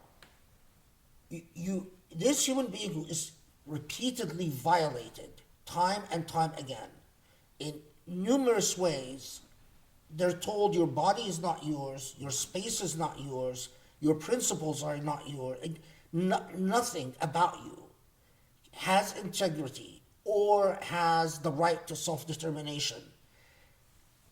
Where do we draw the line as to the right of this persistently violated person to resist?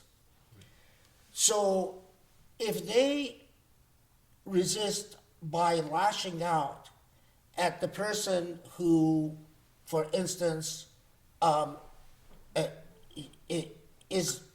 violates them, directly violates them sexually, it's easier for us to say, well, maybe lashing out at the person who comes and rapes them is understandable. But what if they lash out at the accountant who works in the establishment? What if they lash out at the people who clean after the rapists? Every human trafficking institution, right? It has people who do the cleaning, people who do the accounting, people who launder the money, people who transport. What if they lash out at the transporters? Now, if the victim lashes out at a neighbor living next to the human trafficking institution that has never gone to where these victims are raped, I have no problem saying that's morally wrong. What are you doing? You're attacking someone who just lives next door? No. But if they lash out at someone who plays a part in this establishment of violation, you are violating human beings. So I'm not saying this to say, the Prophet ﷺ, as Jenna said, taught us that you don't attack women, you don't attack children, you don't attack elderly people who are... The consistent issue is who is part of the project of violation and who is not. I don't have a problem with saying I will never assume a child to be a part of the project of violation, simply because he hasn't grown up and to exercise autonomy yet. A woman, well, I mean, it depends. Does this woman carry a weapon? Does this woman play a part in stealing my land and making me a refugee? Someone who is old and infirm, I have no problem saying, okay, well, maybe if you've committed the crimes in the past, then if I could try you for these crimes, then that's the way I get at you. But other than that, I can't do anything against you because you are not physically able anymore. So, the example that, it just struck me, the example that you said, just because we invaded Iraq, can someone come and attack me in New York? The answer is absolutely not. The person who's attacking New York, he doesn't know if you support even the invasion of Iraq, if you in fact will vote against someone who supports the invasion of Iraq. There are so many things that are unknown, but we must be cognizant of the fact that, as Jenna said, historically, and this is throughout the history of colonialism, by the way, it's not just Israel, it's not just the US, it's not just Britain. Throughout the history of colonialism, we have given the colonizer numerous licenses and excuses, and we've invented terminology like collateral damage to tell the colonizer, We understand, there has to be victims. But Jannah is absolutely right. When you look at legal history, the history of jurisprudence, we do not extend the same licenses to the victim. And, gender plays a role, race plays a role, ethnicity plays a role, classism plays a role, all of it plays a role. But somehow, we come to the person suffering and we tell this person suffering, you're under a microscope, you better react appropriately to your suffering. Are we applying the same type of microscope to the violator? Thank you so much. The next question, which I think is right in line. Assalamu alaikum. Thank you for this insightful talk. Our question is, what is the most correct course of action we should take? What is God expecting from us as Muslims on our everyday life, considering how far away we live from the direct conflict? Apart from solely donating money to organizations aiding the Palestinians, what would be a meaningful and manageable kind of help that we can offer individually and collectively? Please. There are so many things, and I'm happy that I can say that, because then it will keep you busy. The number one thing, the first place to start, well, maybe there's two places to start. Share information. When information comes, share it. I tried to make a promise to myself that when I came back from Jerusalem the second time, I wouldn't allow myself every single moment, an instant that an infraction takes place, I will at least choose one, and I will repost that and make sure that the same 10 people, until they delete me off of my social media, they have to put up with seeing that in their face and see it again and again and again and again. Because someone put themselves in the precarious position of filming that and finding a way to upload it and tag it and do all of that work. We cannot allow the protectors, the stewards of Masjid al-Aqsa and that holy land to continue to suffer, in some silent forest somewhere where we don't know whether something has happened or not. We know. We have the video evidence. And they have shoved the video evidence of 1 or 2 instances of an Israeli being pulled from a tank in our face all over social media for the last 24 hours. A single instance or 2 instances. Or such and such girl was at some party 2 blocks away from the security fence that is surrounding Gaza. Please compare that to the image of women being beaten, muhajjabas being beaten at the Aqsa Mosque. Simply for holding the Quran. Yeah, just reading the Quran. And on video, she's assaulted and beaten. I mean, so this is one thing. Share that information and don't tire of sharing it. This is a huge, amplifying that voice and that narrative so that people cannot simply turn away. When it comes time to argue the points, their silly folly points that they keep repeating are losing credibility and currency by resharing that information. Yeah. And the second thing that I would say is invest in your education and invest in your family's education. If from a spiritual perspective, take the time to invest in the tafsir. Don't be overwhelmed by the amount of hours that you have to log into. Just take your time and be patient with yourself and sit through it and listen to it. Take notes, don't take notes, listen to it. Listen in particular, in this go and listen to the surahs that are that talk about Masjid al-Aqsa, for example. Because those in the tafsir in those situations, the Shaykh has gone through painstaking effort to establish the co-eternal nature of Masjid al-Aqsa and Jerusalem with Mecca, and how they are at the same stage, that the health of the ummah is always can be shown by the state in which Masjid al-Aqsa is in. If it's in a bad state and it's occupied, the ummah suffers. And I shared this allegory with the Shaykh once, and he seemed to agree with me that it felt like while I was in Jerusalem, like it was the windpipe. It was that, you know, from where the Muslim Ummah breathes. And I felt, while I was there, I felt cold hands on the throat that was there, while I was part of that microcosm community in that moment. Take the time to educate yourself. I think a point about social media, and I'll make it very brief, is that I think a lot of people, when they're told to post about something, they say, you know, what's the point? It's just online. Like, social media is not real life, like, whatever. But the problem is no one's talking about it in real life either. And whether we like it or not, the social media forum is as real as our day-to-day interactions. And I don't know about where everyone's living and working and who they're engaging with, but the vast majority of people continuously create a semi-echo chamber in their own environment, like in real life. And a lot of the time you're probably not engaging with and hanging out and debating people who don't agree with you already on certain very basic things. So if you do believe in this, having outwardly testifying to it does do something, because aside from the fact that it validates the point, if you happen to not be Palestinian, it's doubly, unfortunately, it's doubly impactful. There is a reason why we all whoop and cheer when, you know, some sort of celebrity writes Free Palestine or does any of those types of things.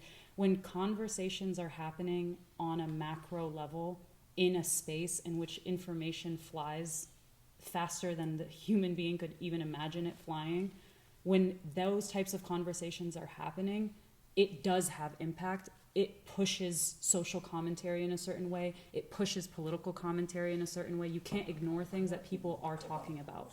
I don't know, we have, you know, things go, it's not about chasing virality, for lack, I'm not talking about that necessarily, but it's just support in those spaces does matter, because the narrative needs to shift. And as somebody who has been outwardly speaking about Palestine for as long as I have had internet connection, I can tell you that the landscape online is very different than it used to be, in a positive way. Like, we see more of the nasty Islamophobia, anti-Palestinian, we're seeing it more, but it's so much louder than it's ever been in the pro-Palestinian side. And those things impact, I mean, not to make this a push to vote, but it impacts your representatives. It impacts the things that you're talking about. It impacts, it just objectively, it impacts the local culture.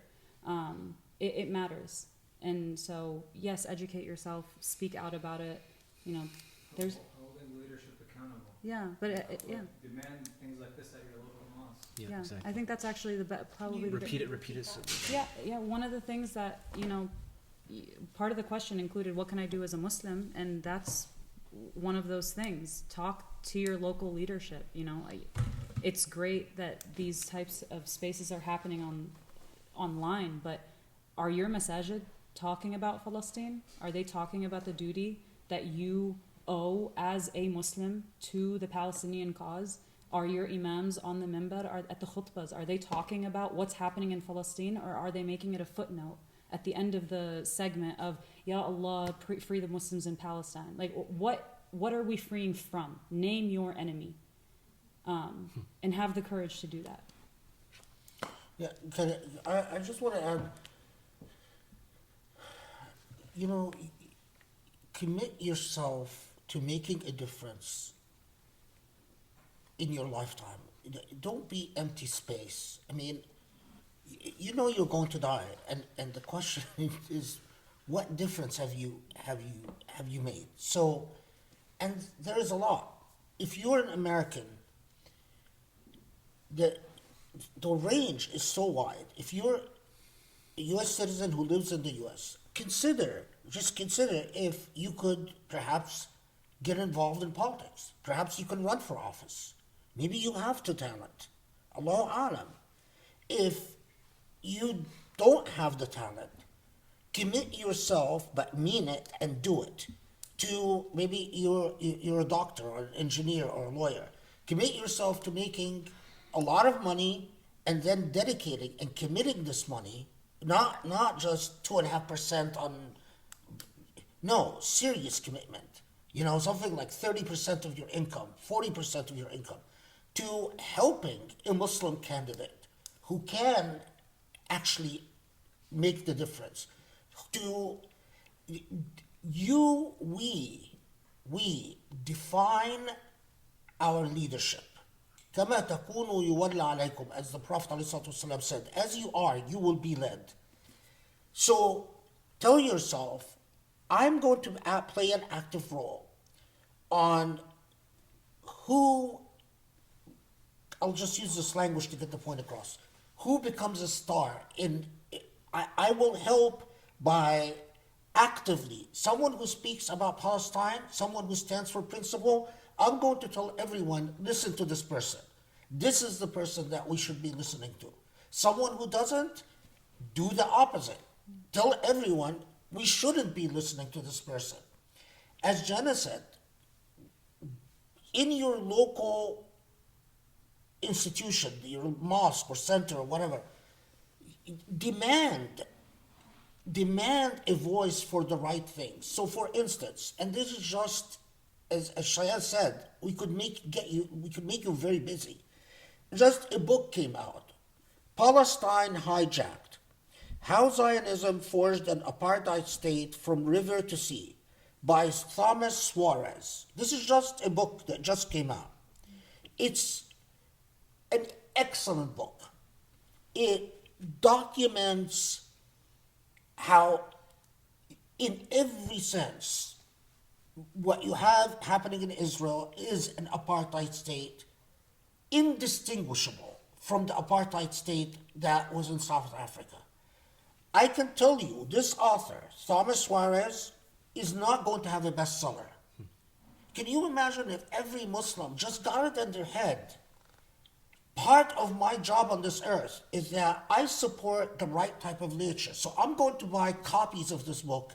Maybe those who speak the truth can actually, for once in our miserable existence, turn someone who speaks the truth into a bestseller so that they can actually have economic security for speaking the truth, instead of people speaking the truth and always living tittering on the edge of disaster, because this is what happens.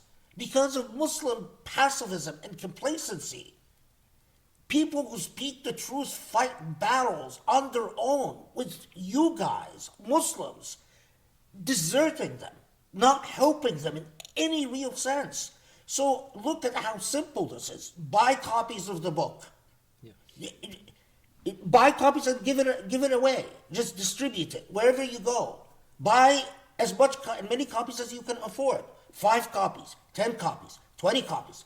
Not only that, this man, Thomas Suarez, will get no invitations. I can tell you, because I've been around long enough. No invitations from Muslim. If you write a book about how wonderful Zionism is, oh my God, your speaking engagement schedule is for, you have so many speaking engagements, you become a star. Your community turns you into a star. If you speak the truth about Palestine, your community doesn't give a hoot. So look at how simple this is. Say, I'm going to nag my local Islamic center to invite the author to do a reading and a book signing. And we, as Muslims, are going to make the author feel good for speaking the truth and say, bravo, we're impressed by you. This stuff makes a difference. So you can do a lot. It's not just, you can't even donate to, before you donate, you have to check if an organization is designated by the State Department as a terrorist organization, because if you donate to a terrorist organization, you're going to go to prison for a very long time. Like the Holy Land Foundation. Yeah, like the Holy Land Foundation and all that, miserable debacle that happened with the Holy Land Foundation. So, but there are other things you can do where you make a difference in life, like the things that we just outlined. One of the things that kills me, because I've been saying it, God knows, for 30 years now, I've been pleading and begging Muslims to just buy books. Just authors who have the bravery to say a word of truth. Because I know what happens to people who speak the truth, like Norman Finkelstein, and the amount of unbelievable suffering and the hidden misery in their private life that you don't get to see. You know, their wives leave them, their children say you stood by your principle, but you couldn't pay for our education. It just, and I can't tell you how many times, like that, our friend, what's his name, C.J. Woolman. C.J. Worldman. You know how many times I get asked, I spoke the truth. Where are Muslims? Where are Muslims? They didn't buy the book. They don't invite me. They don't seem interested. Okay, thank you. Next question, may I ask if you have happened to observe among Israelis or Jews or any changing trend among the younger American Jewish demographic, people who dislike or are opposed to the humiliating treatment of Palestinians during your visits to Palestine? And also, these reports, this is from another person, I'm going to start combining some of these. Yeah. The reports of the situation in various parts of Palestine and Gaza has been eye-opening. Thank you so much. We think we know what's going on there until we hear these accounts. Then we realize that we have no idea about the level of humiliation and dehumanization that is taking place there. Can you please suggest some resources where these situations are documented? Some of us lack the ability to properly remember the details, but would like to do so. So the first part of the question about have I seen a change in the, I believe the belief system or the viewpoints of Israeli Jews who live in Israel?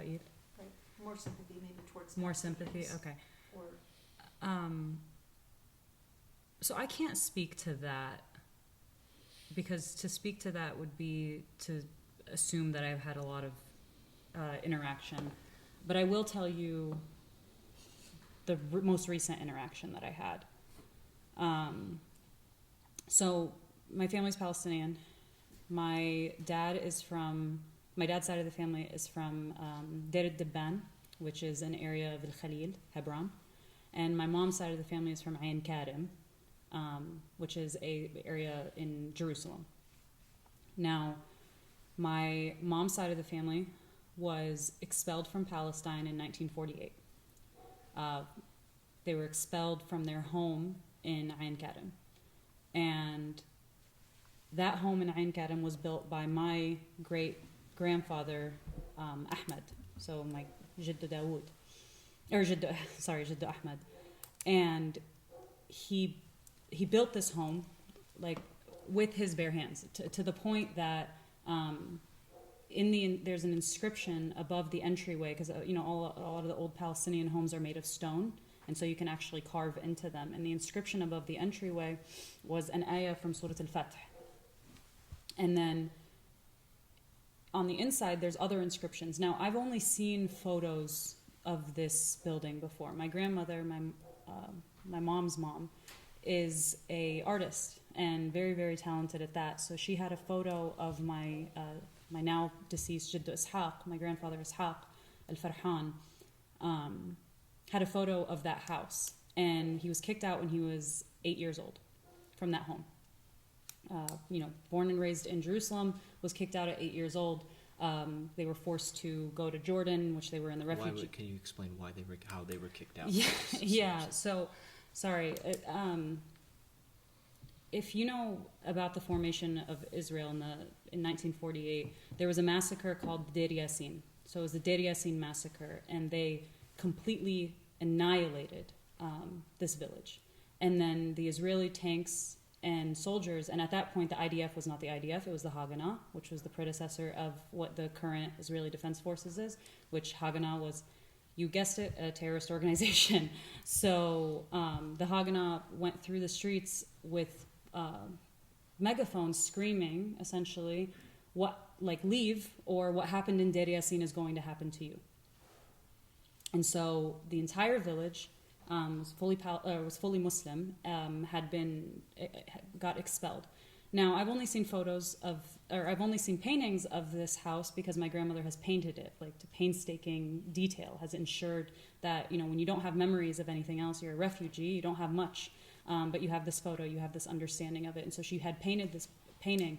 And for every year that I had gone to Palestine, I made it a point to go to this house, even if I couldn't go inside. I made it a point to go to Jerusalem, to find the Muslim cemetery, to figure out where what was formerly a masjid and has now been, revamped as some spring of Mary or whatever.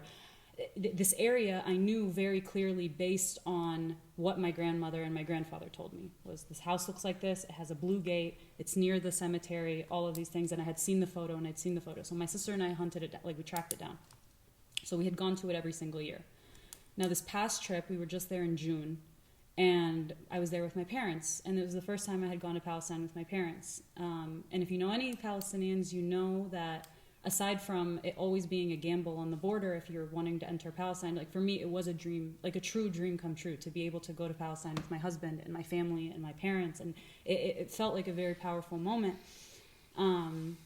So we go to the house in a taxi, and we pull up to the house, and the driver who drove us there he said, you know what, I've heard of a lot of American Palestinians come to their ancestral homes and knock on the door and ask if they can be let inside. Would that be something of interest to you? And of course it was of interest to us, but you always run the risk of being told that, they're not going to let you in and to get lost or whatever. So the taxi driver goes up and he walks up the stairs and he knocks on the door and he tells the woman who's living there, do you mind, I have a few visitors here, but they just want to see the house. It was their grandfather's home. Like, are you okay with it? And I was surprised, but she said for all of us to come in. I don't think she was agreeing to 8 people coming up into her apartment or her house, I'm sure. But we file out of the cars and we start going up. And again, this is the first time any of us had been inside my great-grandfather's home. So we walk up, I'm taking it in. You realize that, it was a 3-level home. They've now split the bottom part and rented it out to somebody else. She has the middle and the top layer or level. We walk up and I see the inscription. So that's another thing that's fascinating, to keep the ruse alive that this was a land without a people for a people, this is a land for, what is it? A land without a people for a people without a land? Yeah. To keep the idea that they have as much claim to the space, you can't remove the buildings because the buildings are as old as the land. And so if you remove the buildings all of a sudden and you have the infrastructure of what was built in common in the 1950s, it would give away very clearly that there had been, these are not indigenous homes, so they have to keep the homes, right? You have to keep the homes intact to prove that there is a link to the history. But what you can't get away from is that the land tells on you. The buildings tell on you. It has the inscription of Surah Al-Fath in the walls. It has my grandfather's carvings in the walls. It's clear that somebody was here before you. And you would think that that would offer some level maybe of cognitive dissonance for the individual who's living in the home, but it doesn't. And so we walk up and I see the house, and of course, it's an unbelievably overwhelming feeling. And we walk into the house and I'm looking around, and she had just been cooking and she's like looking at us like with wonder and like, where are you guys from? And I noticed that her accent was an American one. And so I look at her and she's asking where we're she's from. Like, where are you from? And we're like, we're here, like we're from here. And she's like, no, like, where are you from? We're like, we're from Ohio. And she goes, oh, I have family near there. I'm like, okay, like where did you come from? She's like, oh, I just moved here a few years ago. It's like, from where? From Boston.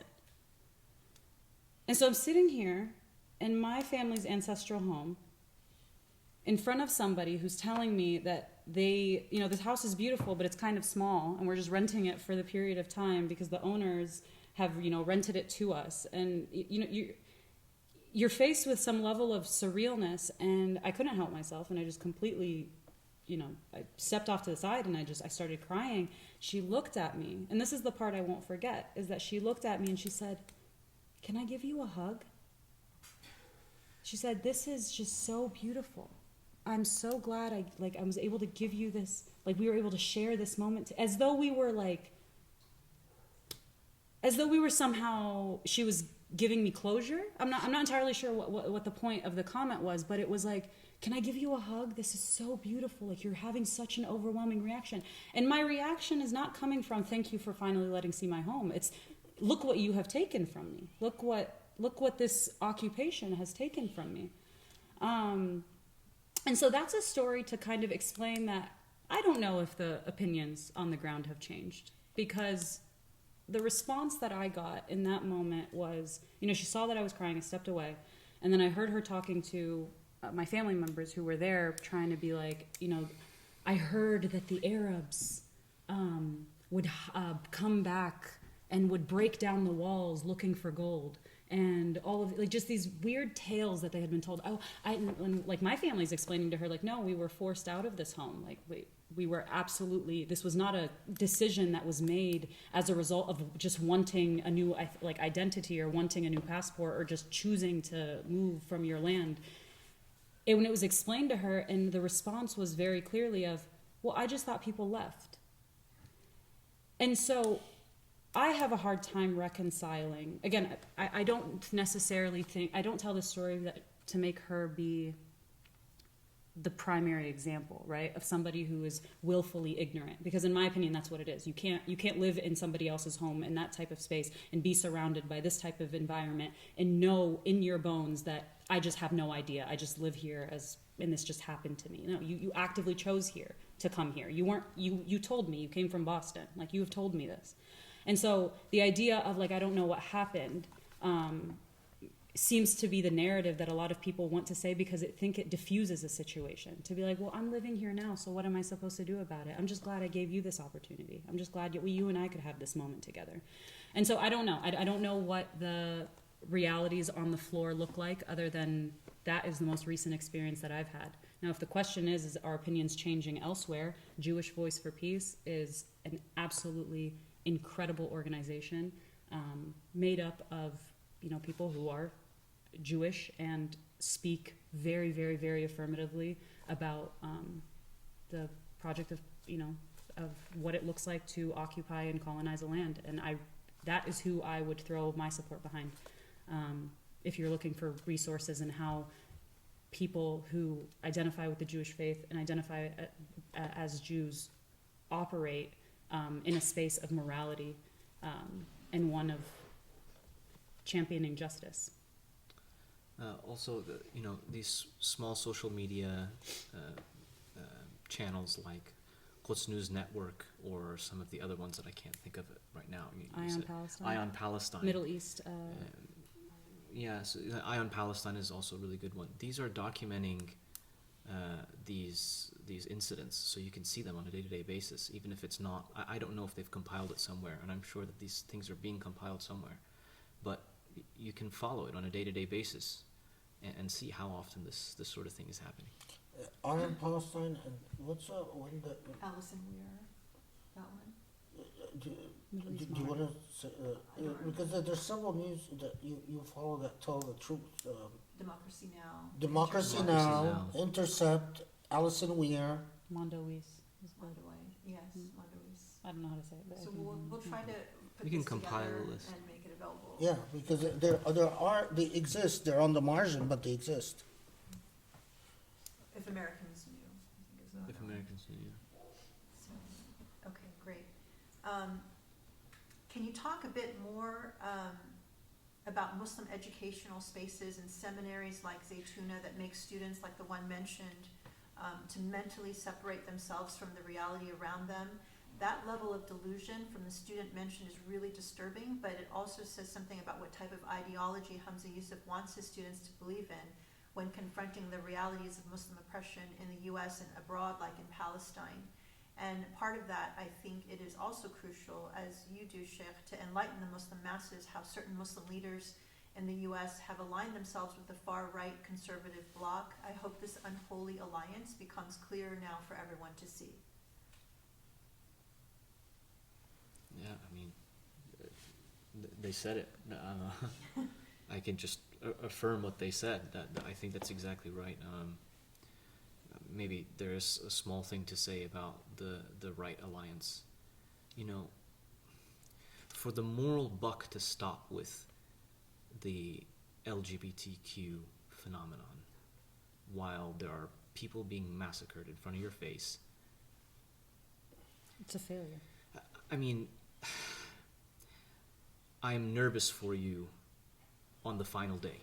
I'm very nervous for you because I don't know how you're going to argue your case in court. Think of yourself as being in an orange jumpsuit and brought to the stand, and you're the witness, and they blow up all of your tweets and they put them as exhibits, and they say, here's what you were concerned with every single day, and blame it on parental angst and this and that, and I just don't see, and it's biting you in the butt in real time so fast.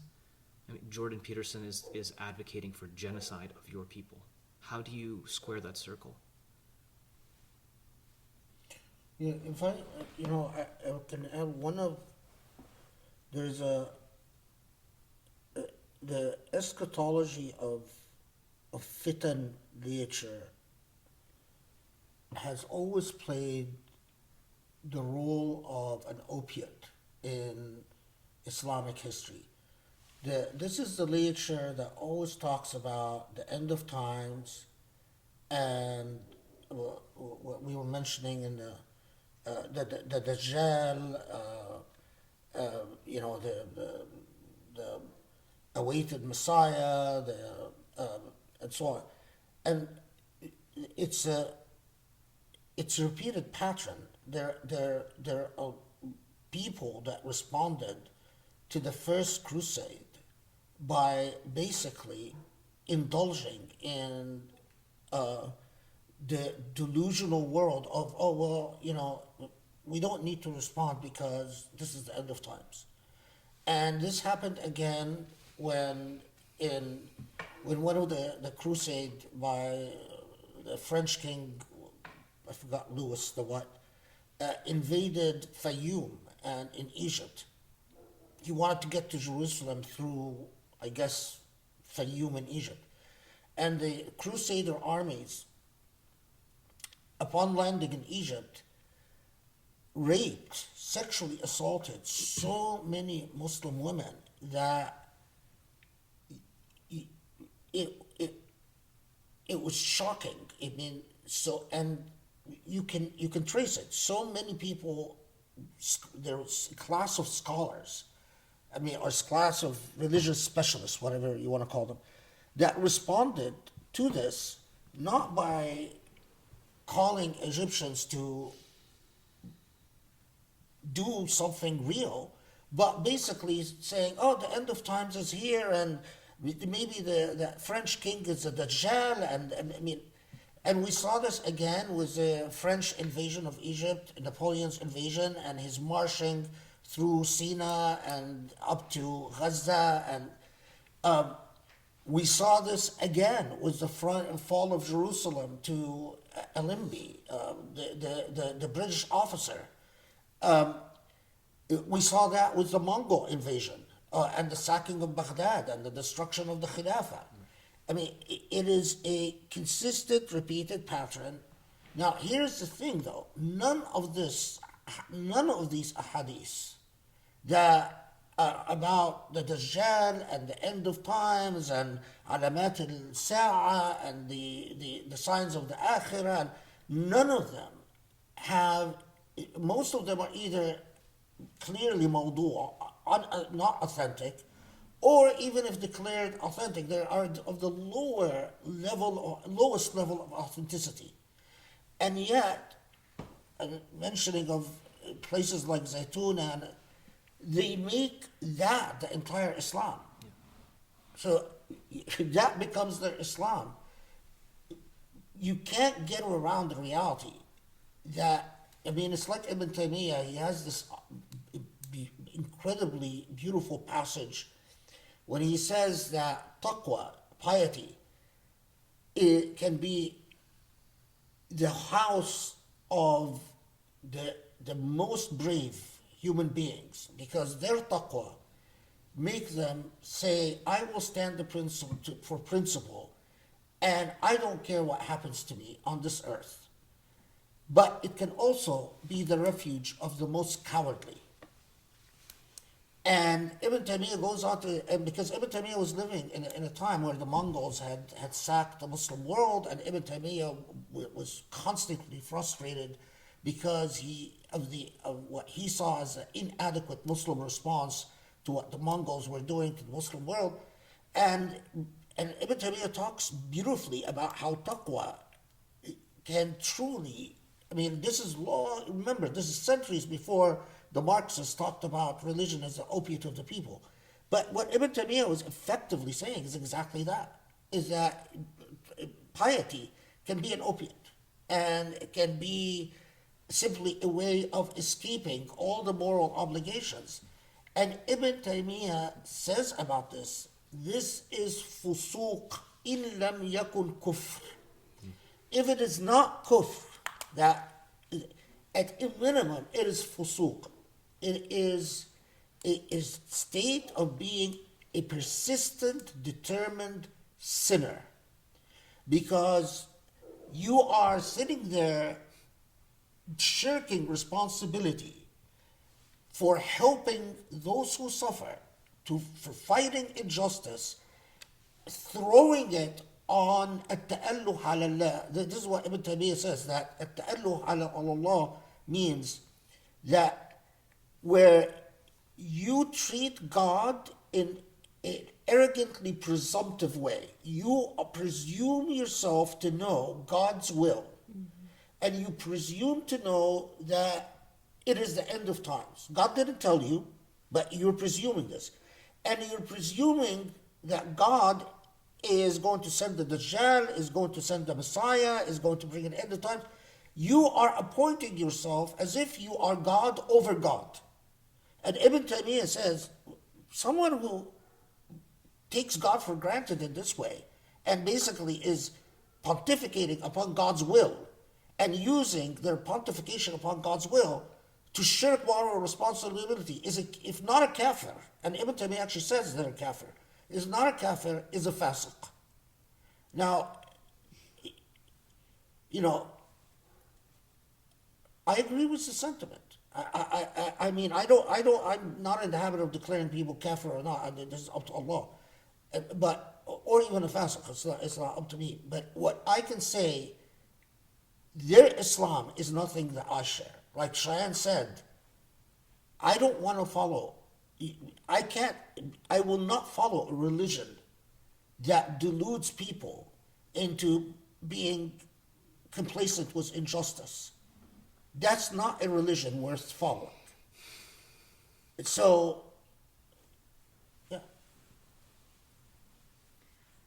Thank you so much. We are coming upon the 9:30 mark. This has been so incredibly valuable. I just want to thank all of you for this really enlightened conversation. And maybe we can just take this moment to just let everyone have a closing remark, right? If you have any last thoughts that you'd like to share, because I know these coming days from here on. I honestly, my closing remark is that I often speak about this feeling that I'm such a lone voice, and only Allah and my family knows how much we've suffered, because it's not just me; it's my family that has to bear for, and only Allah knows what's in store. But I want to leave this world citing my suffering and our suffering, because also the family, and it's but so minute when compared to the suffering of the people who are really paying the price. The people, the Palestinian people, the protectors of Al-Aqsa Mosque, the Uyghurs, the Rohingyas, the Kashmiris, oh my God. But I close this with saying that I am so grateful for Jenna and Cheyenne. I'm so proud of them, and I'm so grateful that I'm able to share this space with them. just the feeling of companionship is overwhelming, and beautiful, and it's something that you're just very grateful to Allah for making possible. So I'm just, I have no words to just express how much I cherish both of you, and I'm proud of both of you, and just value you both enormously.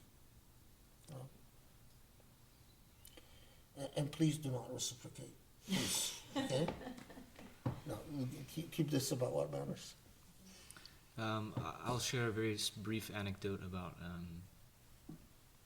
about Jerusalem. Jerusalem is a really beautiful place, and in my opinion, it's the most beautiful place on earth. Visually, it's stunning. The architecture is gorgeous.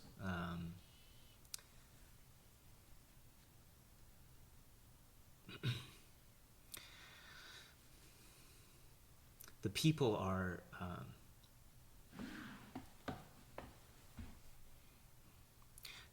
are immensely generous, and I was blessed to be there in a very special time, being the night before Eid al-Adha, Yom al-Arafah,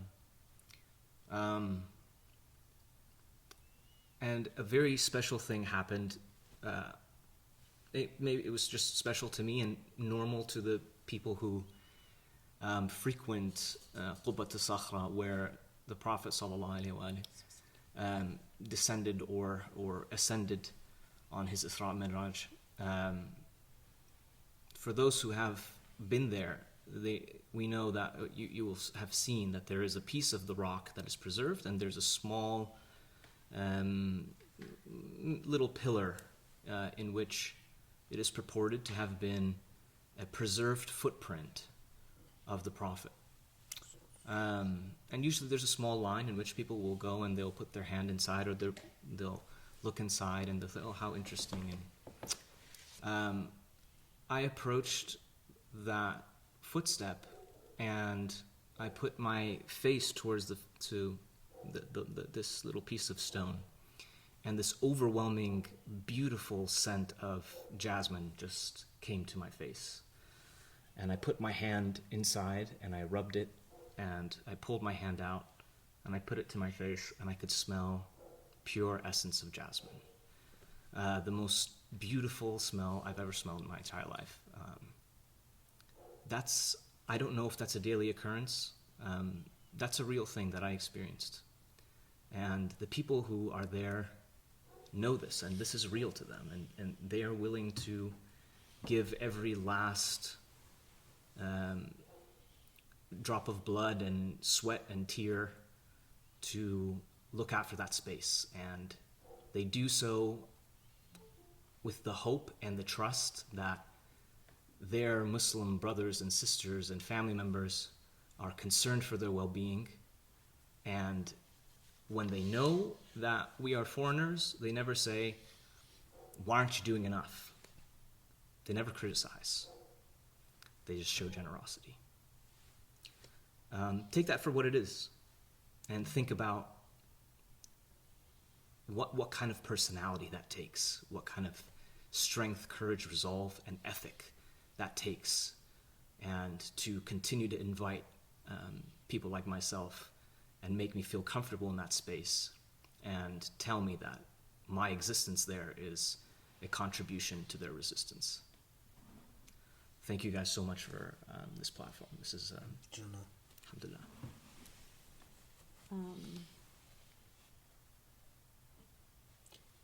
I don't have a real whole lot to say, except for the fact that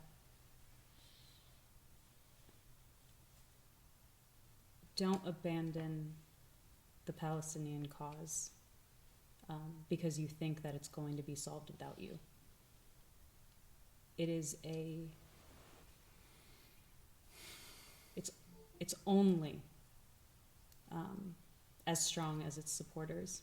And I do firmly believe that Palestinians will be the ones to liberate Palestine, but you do have an obligation. And I do not think it's an obligation that you can excuse yourself from. Because if the question is, what am I supposed to do as a Muslim, whether it's for Palestine or otherwise, I think the more apt question is, why are you Muslim? Because if you can answer the question, why are you a Muslim? And it doesn't land somewhere within the ballpark because this faith is different. What makes this faith different? Why not be anything else?